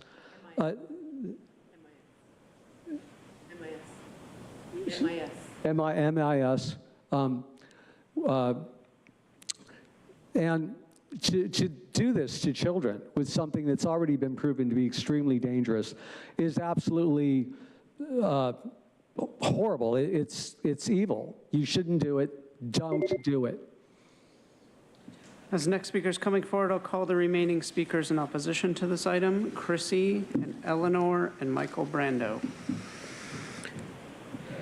Headline, doctors baffled by SADS, sudden adult death syndrome in healthy young people. I don't know, perhaps it's due to the experimental injections the masses have already blindly accepted as safe. Selfish leaders, selfish generation, selfish 21st century, selfish, you will destroy yourself by yourself. Very well, what is happening is nothing but deliberate evil action by the secret societies. What does it benefit a man if he gains the whole world, yet at the end loses himself? So what, you're a prime minister? So what, you're a president? So what, you're a king? So what, you're a church leader? Stop enslaving people. And enough lies. Enough lockdowns. This is slavery. And enough so-called corona. It can be treated quite easily with proven medications, not untested, so-called experimental vaccines done by evil intentions. Let Bill Gates jab himself with it. Let the Rockefeller jab themselves with it. Let the Rothschild jab themselves with it. Let Klaus Schwab jab himself with it. Let George Soros jab himself with it. Enough stupidity. Enough. Stop forcing people to take vaccination because of safety measures. Get a life. Your so-called PCR testing kits are a fraud. Your statistics are a fraud. Yep. The World Health Organization is a fraud. Yep. NIH, Anthony Fauci is a fraud. Yes. Is there anyone among you to be a man to stand up and speak the truth, even if it takes them to be kicked out? Is there? Are you all cowards? Yes. Has money blinded you? Yes. Next speaker, please. And for the record, that speaker is Consuelo.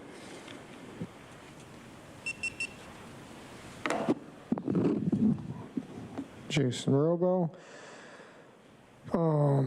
Yeah, I guess we won't have too much of a housing crisis if you get everybody boosted to death. It's fun, too, that basically half of the people that are eligible didn't want to continue with the regimen of nonsense. I also thought your map was kind of funny. You showed like a flat line for caseload and stuff like that, but then you show this map before and after, and it's like changes color completely, which isn't consistent with that data. And then there's the other map that was all red. Is COVID-19 Republican? I'm not sure. I was looking at your website, County San Diego top 5 causes of death. Number 1, cancer. Don't hear much talk about that. By the way, testing leads to mutilation. 9/10 of women who get breast cancer treatment didn't need it. And similar for like prostate, it's a hard to reach gland. They don't know what they're doing. The test says they might have it, and then they do biopsies, which leave people possibly incontinent. So they're literally taking a stab at it. That's medicine. It's crap. Iatrogenic illness, one of the top causes of death too. Heart disease, number 2. Also erectile dysfunction is related because your arteries are stiff and something else doesn't get like that either. Speaking of things, stroke, number 3. Not much talk about that. People need to exercise. You don't give a shit. Number 4, Alzheimer's. Also, arteries stiffening causes problems. And then you want to abort a bunch of babies to do research on that when all you got to do is have better diet and exercise, and then your brain doesn't get all messed up. Number 5, accidents. You don't have vacccidents, but that might as well be up there. And just to recap, we showed Plandemic Indoctrination before, plandemicseries.com. They have a sequel coming out, part 3. And yeah, you guys obviously didn't really listen to that. I hope that you seem maybe interested. Thanks for that bogus propaganda health report, Darth Immune System Invader. Next speaker, please.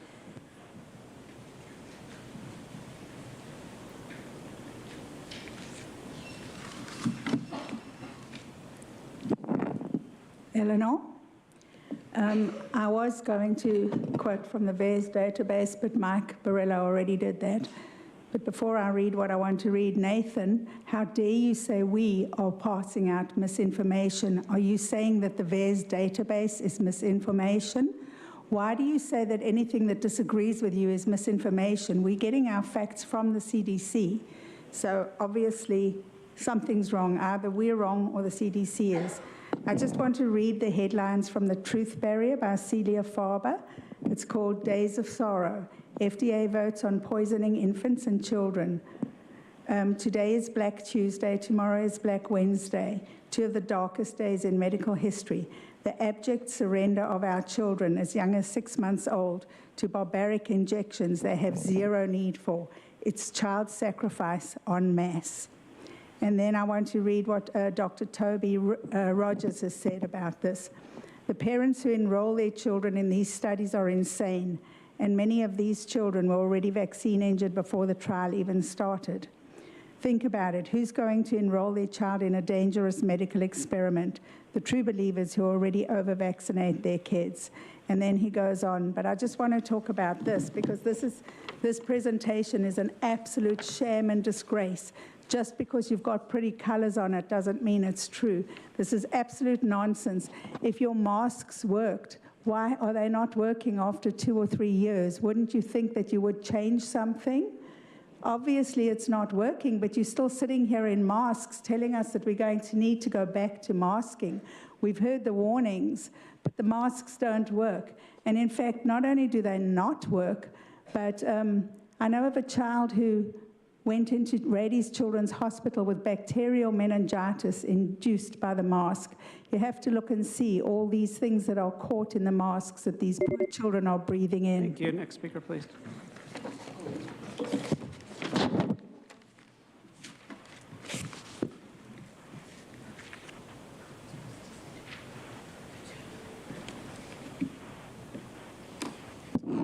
My name is Michael. Nathan, again, don't interrupt me. Several things tied together. This quote from Nathan Fletcher, the nonsense that is a regular part of our meetings. That was said earlier, Nathan, but it actually applies to all of this nonsense of the last 2.5 years. No, I'm not a COVID denier. I'm actually a truth advocate. There's people here who are anti-truth, obviously, why Nathan looks down at his computer, not paying attention. He's just like Donald Trump. Guess what? Donald Trump says he's the father of the bioweapon transmogrification injection. So you two are just alike. That includes you, Wilma Wooten, just like Donald Trump. That's pretty interesting. I said a number of moons ago, many moons ago, that we were going to see a pandemic of the injected. A pandemic of the injected. I have talked with so many people in San Diego County who have had either loved ones killed from this or become violently ill from that. And the thing is, they beat themselves up and they feel they're experiencing what they call injection regret. And I'm not blaming anybody for the choices they made. I actually tried to help them not beat up on themselves because, for whatever reason, their vision was occluded at that time. I want to say real quick, on the NIH website, there's a great article called COVID Update. What is the truth? It's by Russell Blaylock. I don't agree with everything he says because there is no invisible killer dot. Breaking the spell, the scientific evidence for ending the COVID delusion. Tom Cowan, great book. The Invisible Rainbow, A History of Electricity and Life, goes into the electronic millimeter wave symptoms. Thank you.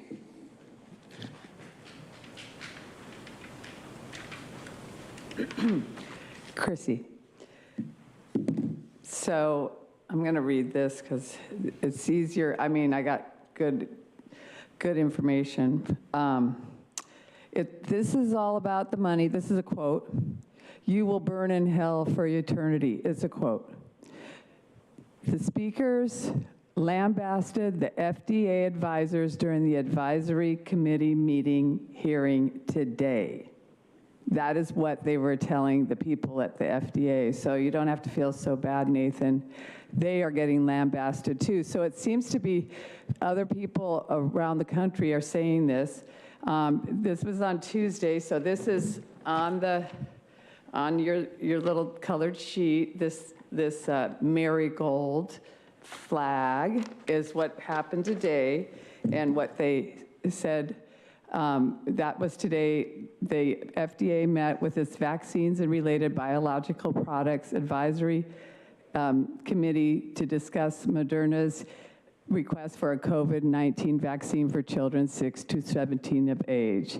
According to the CDC data, the incidence of heart inflammation was 4.41 excess per 100,000 who received the Pfizer biotech for males aged 18 to 39 versus 6.27 excess case per 100,000 for Moderna. They had multiple people testifying just like we do too, and one of the doctors who said he ended it with, "You will burn in hell for eternity," because it's so harmful.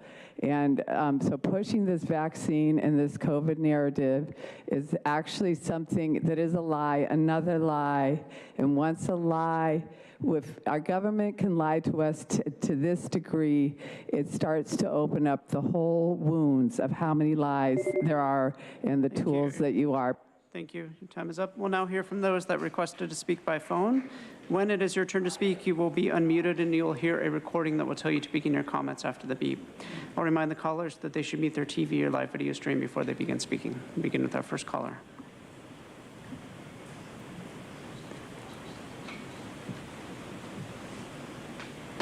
Oliver Twist here. First, in the COVID, quote, state of emergency, quit the Groundhog Day renewal of powers. Your perpetuation of the continued use of teleconferencing under AB 361 also needs to end. There is no longer a, quote, emergency. I do encourage you to continue hybrid meetings under the umbrella of accessibility, developing separate guidelines and parameters for that. But it is beyond time to give back the keys to the COVID powers castle and end emergency teleconferencing. I'd now like to touch on something that Public Speaker Paul brought up at last meeting. It's an excerpt from the California Health and Safety Code, Section 10.1080. The Board of Supervisors or City Council, if applicable, shall review at least every 14 days until the local health emergency is terminated the need for continuing the local health emergency and shall proclaim the termination of the local health emergency at the earliest possible date that conditions warrant the termination. We are now well into year 3. An emergency has long ceased to exist. Ethical politicians return power at the earliest opportunity. To not do so is an abuse of power. Please bifurcate and vote no on continued teleconferencing under AB 361. Thank you. Thank you. We'll now hear from our next caller.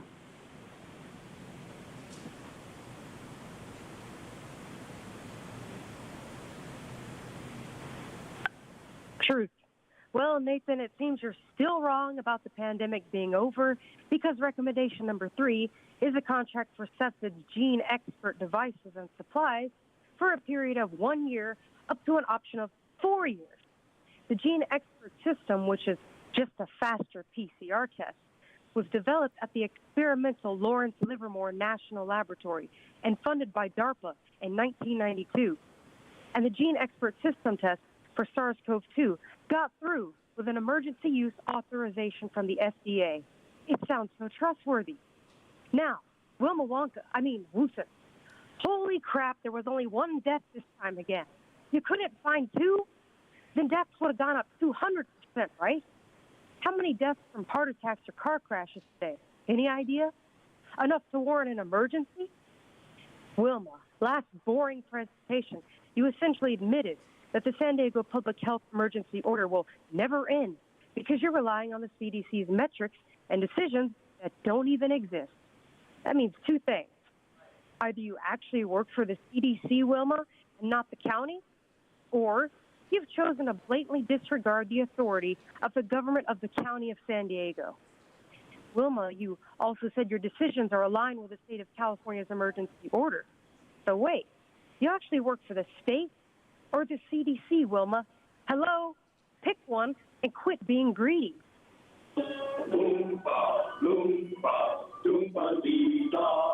If you're not greedy, you will go far.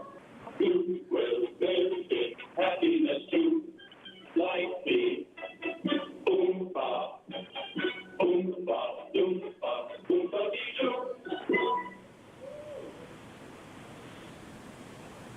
We'll now hear from the next caller.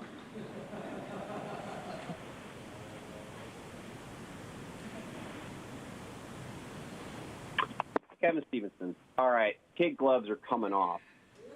Yeah, what I said earlier was kid gloves. All right. So COVID-19 has now, as of the last count from the New York Times, claimed the lives of over 1 million Americans. The exact number I have in front of me is 1,008,160. So I want to know,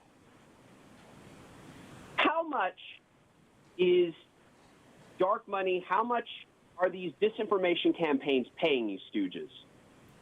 And by stooges, I mean the people calling in to say the same bullcrap that they've been saying for the past year and a half now at these meetings. I want to know. Mike Borrello, quote-unquote truth, Eleanor, Consuelo, Jason Robo, Audra Morgan.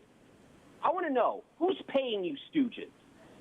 Who's paying you to spew this bull crap? This little circus you guys have been doing at all these meetings stopped being funny a long time ago. I want to know. What organization is paying you? Because you are not doing this because you genuinely believe it. Some of you might actually believe this stuff because some of you are just maybe that freaking stupid. But I know that some of you are acting. Robo, I know you're putting on an act, and it's getting really old. All right? Kid gloves are off. I'm done with this crap. COVID-19 is still raging. Whether you acknowledge it as a pandemic or not, it is still a pandemic, and people's lives are being affected. People should still wear masks, and people should still ignore these pins that keep going up to these meetings. Thank you. Now hear from the next caller.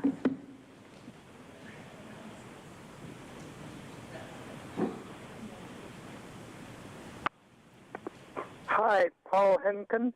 Hi, Wilma. Hi, Supervisors. COVID is a scam. The county has not justified an emergency under the law cited in its declaration. And the board also wants to authorize acceptance of grant money for a surveillance plan beginning in 2021. The testing detects infections in people up to 3 months after they happened. The people are no longer sick. The money could be used better. Now, there are not any vax refusers, but those who got the vax are more confused than ever. Why did they get the vax if they get sick again? The experts, in quotes, ran a study which evaluated the severity of Omicron after accounting for the effect of vaccines. It can just look at the record of how severe the case itself was. If the experts don't trust the doctors to record the severity of someone's disease accurately, why should we? The CDC then keeps trumpeting how the vax offers protection, but protection is clearly a relative term, just like the dictionary definition is relative. Not sure what being fully vaccinated means or what it protects you from. Or does it maybe just lower the risk by some variable factor? This past March, Dr. Fauci wrote, neither infection nor vaccination appears to induce a prolonged protection against SARS-CoV-2 in many or most people. We will never eradicate or eliminate COVID-19, so get over the feeling that you need to stop it now. It's time to admit that the vax and compulsory masks are not working. Thank you. COVID. Now hear from the final caller.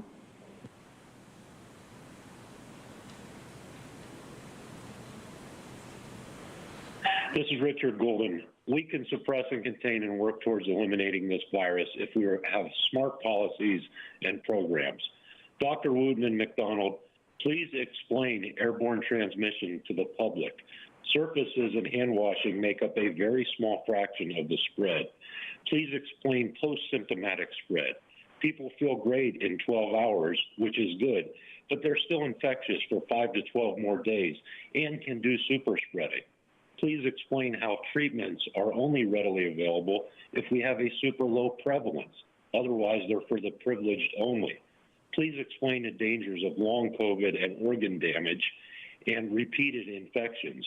When the RT is 1.0, the vast majority of people infect 0 or 1 other people, and then a few people do super spreading events of 4 or more, mostly at places like casinos, large restaurants, mega churches, schools, the border, and nightclubs.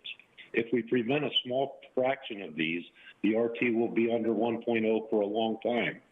To do this, we need 400 COVID breathalyzers, 1 million county rapid tests, and 100 qualified workers to do county breathalyzer and rapid testing events to eliminate some of these chains of transmissions. We need to start doing these now, or January will be a nightmare again. We need to start these at all participating units who could be super spreading events. Please talk about the small cost of being prepared now compared to the nightmare of being caught off guard. Let's start the rapid testing programs and breathalyzer events now. Thank you. Thank you, and Chair Fletcher, that concludes public comment on this item. I'll make a motion to approve the recommendations. Is there a second? A motion by myself, second by Supervisor Lawson-Remer. We will first vote on recommendations 1, 3, 4, and 5. This vote will be on recommendations 1, 3, 4, and 5. Ask the clerk to call the roll. Thank you. Supervisor Anderson? Aye. Supervisor Lawson-Remer? Aye. Supervisor Desmond? Aye. Vice Chair Vargas? Vargas, aye. Chair Fletcher? Fletcher, aye. That motion passes unanimously with all supervisors being present and voting aye. We will now vote on recommendations 2 and 6. Please call the roll. Supervisor Anderson? No. Supervisor Lawson-Remer? Aye. Supervisor Desmond? No. Vice Chair Vargas? Vargas, aye. Chair Fletcher? Fletcher, aye. That motion passes with Supervisor Anderson and Supervisor Desmond voting no, all other supervisors being present and voting aye. We'll go to agenda item number 20, an item I'm pleased to bring forward with Vice Chair Vargas to officially create the San Diego County Arts and Cultures Commission, an action that advocates have advocated for many, many decades. We talked at the beginning of our meeting about the vital role and importance that arts play in our community, and I am excited to see this step forward and believe it can really help benefit our entire Arts Commission, and I'm happy to make a motion to approve the recommendations in item 20. Is there a second? Second. Thank you. May I ask clerk call forward the public speakers in this item? Thank you, Chair Fletcher. For item 20, we have 13 requests to speak, 8 in person and 5 by phone. We also know for the record that we received 260 e-comments, 256 of those in favor and 1 in opposition. Any members of the public that requested to speak on item 20 by phone, please dial into the conference line now using the instructions provided to you. We'll begin with the in-person speakers, and we'll begin with those in favor of this item. As your name is called, please come forward and stand against the east wall under the murals until it is your turn to speak. I'd like to invite for the following individuals: Anthony Lobu. We'll ask you to please state your name for the audio record. You'll have 2 minutes to address the board. Thank you, Andrew. My name's Alan Zeiter. I'm the Executive Director of the NTC Foundation, overseeing the development of 26 buildings at the Arts District in Liberty Station at the old Naval Training Center. And we had the pleasure of touring our new supervisor, Tara Lawson-Raymer, through the Arts District just a couple of weeks ago, so thank you. I'm here today also as one of the founders of the Arts and Culture Coalition back in 1989, so I've been working in the arts here in San Diego for a long time. I'm here today because this is a historic moment for arts and culture here at the county. It's been almost 30 years since the county disbanded its Public Arts Advisory Board, and we in the arts community have been waiting for the right moment to see arts and culture return as a county priority. This is it. We've got 5 supervisors who are arts supportive and who also understand the potential that arts and culture can have on other county priorities, such as First 5, juvenile court, community schools, enlivening our beautiful county parks, advancing equity and cultural heritage, and overall enhancing the quality of life from Vista to Chula Vista, La Mesa to La Jolla, Oceanside to Lakeside. I want to thank the supervisors, especially Chair Fletcher, Vice Chair Nora Vargas, for moving this ordinance forward. I ask that you support it, please. Thank you. Good afternoon. I'm Matt Carney, Executive Director of the San Diego Ballet and the immediate past chair of the San Diego Regional Arts and Culture Coalition. Today, I'm here in support of the visionary and timely development of the San Diego County Arts and Culture Commission. As a dance leader, I can speak to the art of dance being a real embodiment of social change. This monumental decision that systemically unifies arts and culture at the county level helps to advance arts organizations, individual artists, and all citizens in the entire region. Thank you, supervisors, for your leadership in helping to bring the community together. Thanks.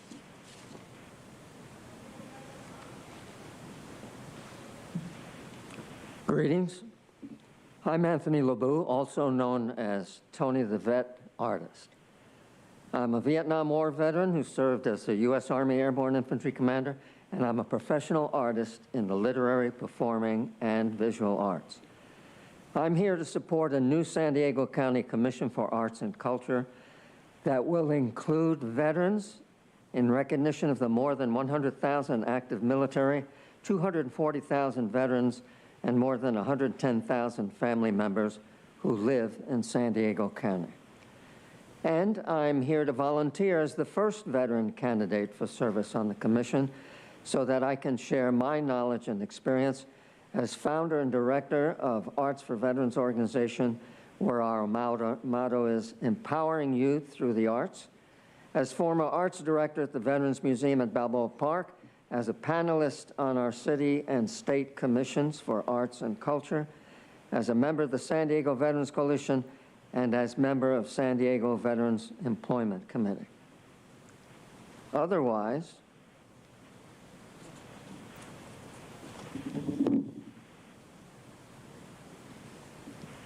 remember, today is Flag Day. Let's celebrate with vim and vigor. And it's also the 247th birthday of the USA Army. Go Army. And it'll be my 80th birthday on 10 August, which I'll celebrate with a tandem skydive, and I invite you to jump with me and enjoy a unique, down-to-earth experience. That's my story, and I'm sticking to it all the way.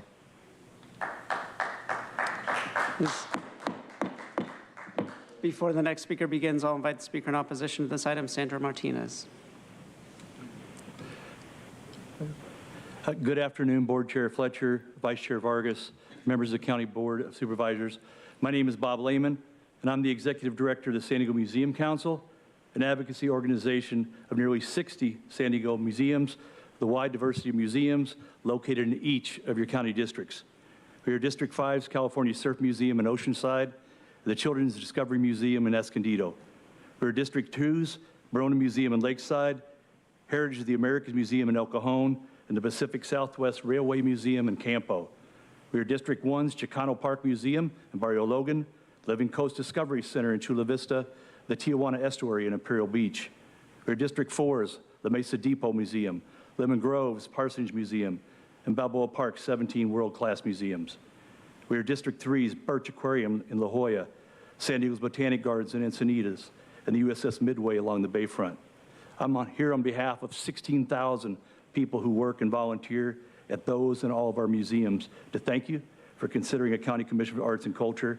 With your help, our museums and other arts and culture organizations will be able to provide good jobs, strengthen our economy, and make arts equitable and accessible for all our communities, and thus improve the quality of life for all San Diegans throughout our county. Thank you.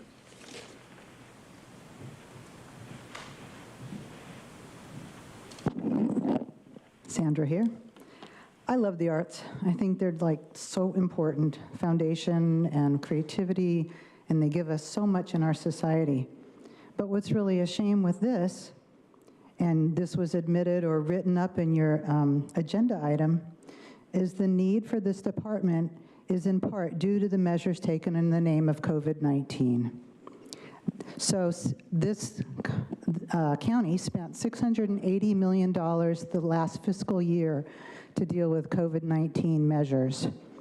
Had we not taken any of those useless measures, we could have spent that $680 million on the arts and culture, on NOAA's, that was here earlier today, as well as on Camp Lead, and all those wonderful things. But instead, we focused our funds on an overhyped virus that did cause issues, but was mishandled, mistreated in the hospitals, devastated our economy, devastated our arts, devastated lives, jobs, small businesses. We must not continue with those measures so the arts and culture and people can thrive once again in this county.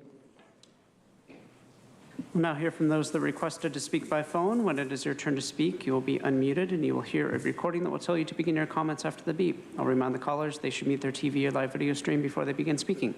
Begin with our first caller.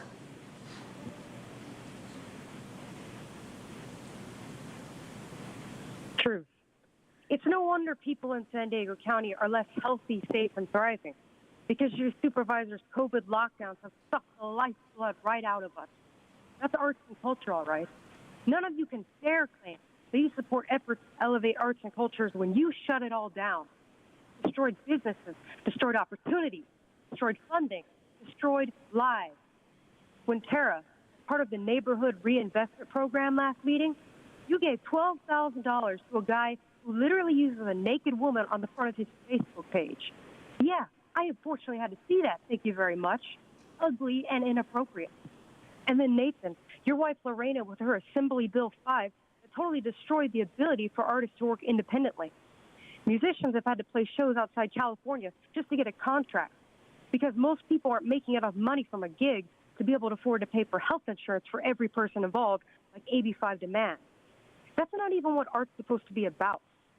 The only arts and culture you supervisors seem to inspire is angry art and angry culture. So as far as I see it, I think it would be better if the county stays as far away as possible from a role in arts and culture, because the parties involved seem to be doing everything they can to control, tax, and destroy it. Take the idea of the commission with its equity quota preferences, a new type of communist ministry of arts, and throw it back to the Soviet Union where it belongs. Now hear from the next caller.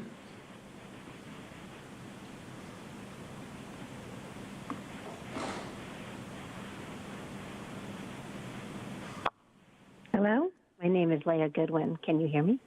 Yes, please go ahead. Thank you. Hello, Chairman Fletcher and the Board of Supervisors. My name is Leah Goodwin, and I reside in Imperial Beach. I run my own art consultant business. I spent over 30 years in the art and culture community.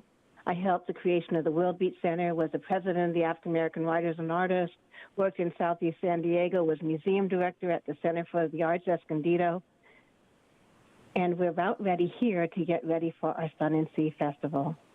I also was the last executive director of this county's Public Arts Advisory Council in the 90s. I am in 1,000% support of the new Arts Commission with a vision towards true racial equity. The time is now. Arts heal and build and break down walls. Arts inspire our youth, our seniors, our veterans. Arts bring joy and life to those in juvenile detention. Creativity is needed to build a new economy, a creative workforce, and help us all learn to be better humans. Serving the 17 cities in the county and supporting artists to work in the community was the most rewarding work of my career. I'm grateful to my supervisor, Nora Vargas, and to Supervisor Fletcher for taking this on. I work in these communities, and the consensus is that it's time to build a balanced resource foundation for the arts. I pledge to assist you in any way I can. Thank you for your time and consideration. Let's build and not reimagine arts and culture. Let's nurture, build upon it, and support it. Thank you so very much. Thank you. We'll now hear from the final caller.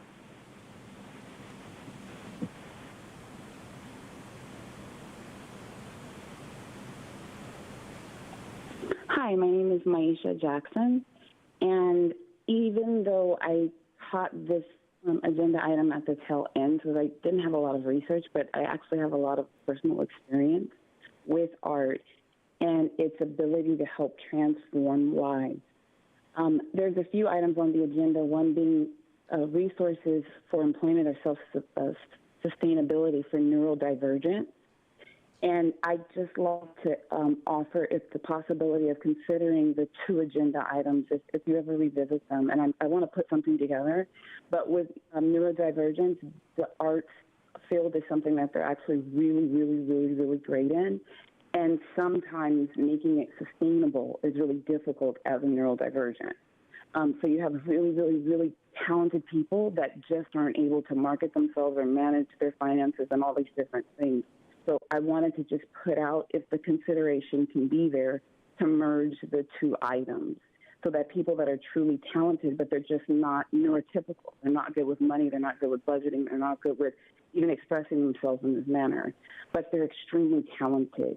If in this commission, those type of people can be considered in the commissioning part, the decisioning part, the neurotypical part, if they can be considered, even though they don't fit the neurotypical world.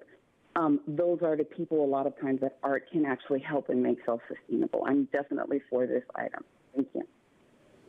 Thank you. And Chair Fletcher, that concludes public comment on this item. Before I go to Vice Chair Vargas, the ordinance outlines the CAO will accept applications for youth commissioners, but does not presently specify the term for youth commissioners. So to clarify, I want to read clarification in the record for section 84.803, term of office.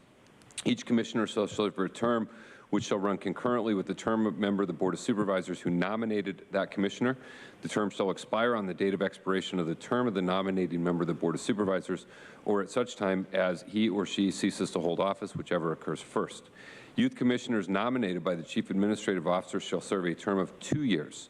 Any commissioner whose term has expired hereunder shall continue to discharge his or her duties as a commissioner until his or her successor has been appointed and qualified. The re-election of a member of the Board of Supervisors for a succeeding term shall not automatically extend the term of any member of the Commission. Each member of the Commission shall represent the entire area and population of the county in performing the Commissioner's duties. With that, let me go to Vice Chair Vargas. Thank you, Chair Fletcher. I appreciate that. I am extremely excited about this, and I want to just thank all the members of the arts and culture community for all of their advocacy and all of their work. You know, this has been years in the making, and I want to thank you for helping me introduce this. I know that back in August, we requested that the county assess its role in arts and culture, and here we are today following the request. And if you go back to the recommendation, to the report that was created, it was really around this idea of reimagine vibrant communities through arts and culture. And to me, that's really what this is all about.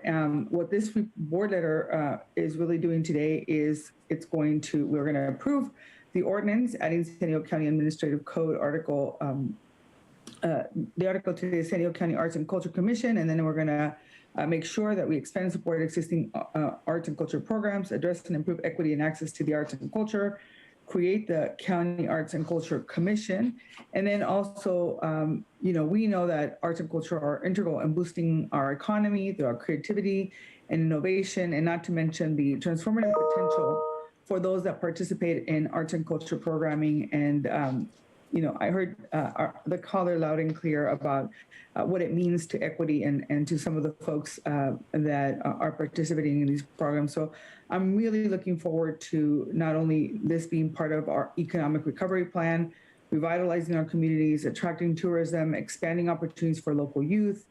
Arts and culture, I think, is going to be a pivotal agent of change throughout this commission. And this commission is going to be part of that. I'm really excited about supporting cultural policy programs and funding. Arts and culture and creativity are the heart and innovation and are an important element of a well-rounded and diversified community. In San Diego County alone, there's over 9,300 arts-related businesses employed and over 40,000 people who are participating. And in times of crisis, it's usually arts and culture programming that are the first that are cut. And so I think that expanding and supporting arts and culture programs and addressing and removing any barriers is really what we need to be doing. So I want to make sure that thriving arts and cultural scene is not only what we do for inviting visitors and what we do as we're trying to really expand in our communities, but that we really are doing this as a priority for our region as a whole, because there is so much to offer from San Isidro to North County. Our community is rich with arts and culture. And so I really appreciate Chair Fletcher that we were able to co-docket this letter together. And I wish I was there in person to highlight it, but I am just excited about where the direction that this is going. And I think it's going to transform and really take the work of the arts and culture community to the next level and to really look at this work from a regional level. I know that the arts and culture community has been doing this on their own already, but I think the county is going to help strengthen this work and take it, like I said, to a next level. So with that, I think we've made a motion in a second, and I hope that my colleagues will support this as well. So thank you very much. Thank you, Vice Chair. Again, thank you to all the leaders in the arts community for all your work. We look forward to partnering and beginning the process of having our county actively engaged in supporting your efforts. And sir, I want to wish you happy birthday. As a graduate of Airborne School, I'll come jump with you on your birthday. So you get me the details and I'll come jump with you. With that, we have a motion and a second. Let me ask the clerk to please call the roll. Thank you. Supervisor Anderson? Aye. Supervisor Lawson-Remer? Aye. Supervisor Desmond? Aye. Vice Chair Vargas? Vargas, aye. Chair Fletcher? Fletcher, aye. That motion passes unanimously with all supervisors being present and voting aye. Thank you all. We are at 5 o'clock, and we, because of the special event starting, are going to continue the remaining agenda items here. Will be resumed at the beginning of tomorrow's meeting. And with that, we thank everyone for participating. We stand adjourned. For the record, items 21, 22, 24, and 25 are continued to tomorrow's session. Thank you. As well as the remaining non-agenda speakers will be heard tomorrow. Thank you.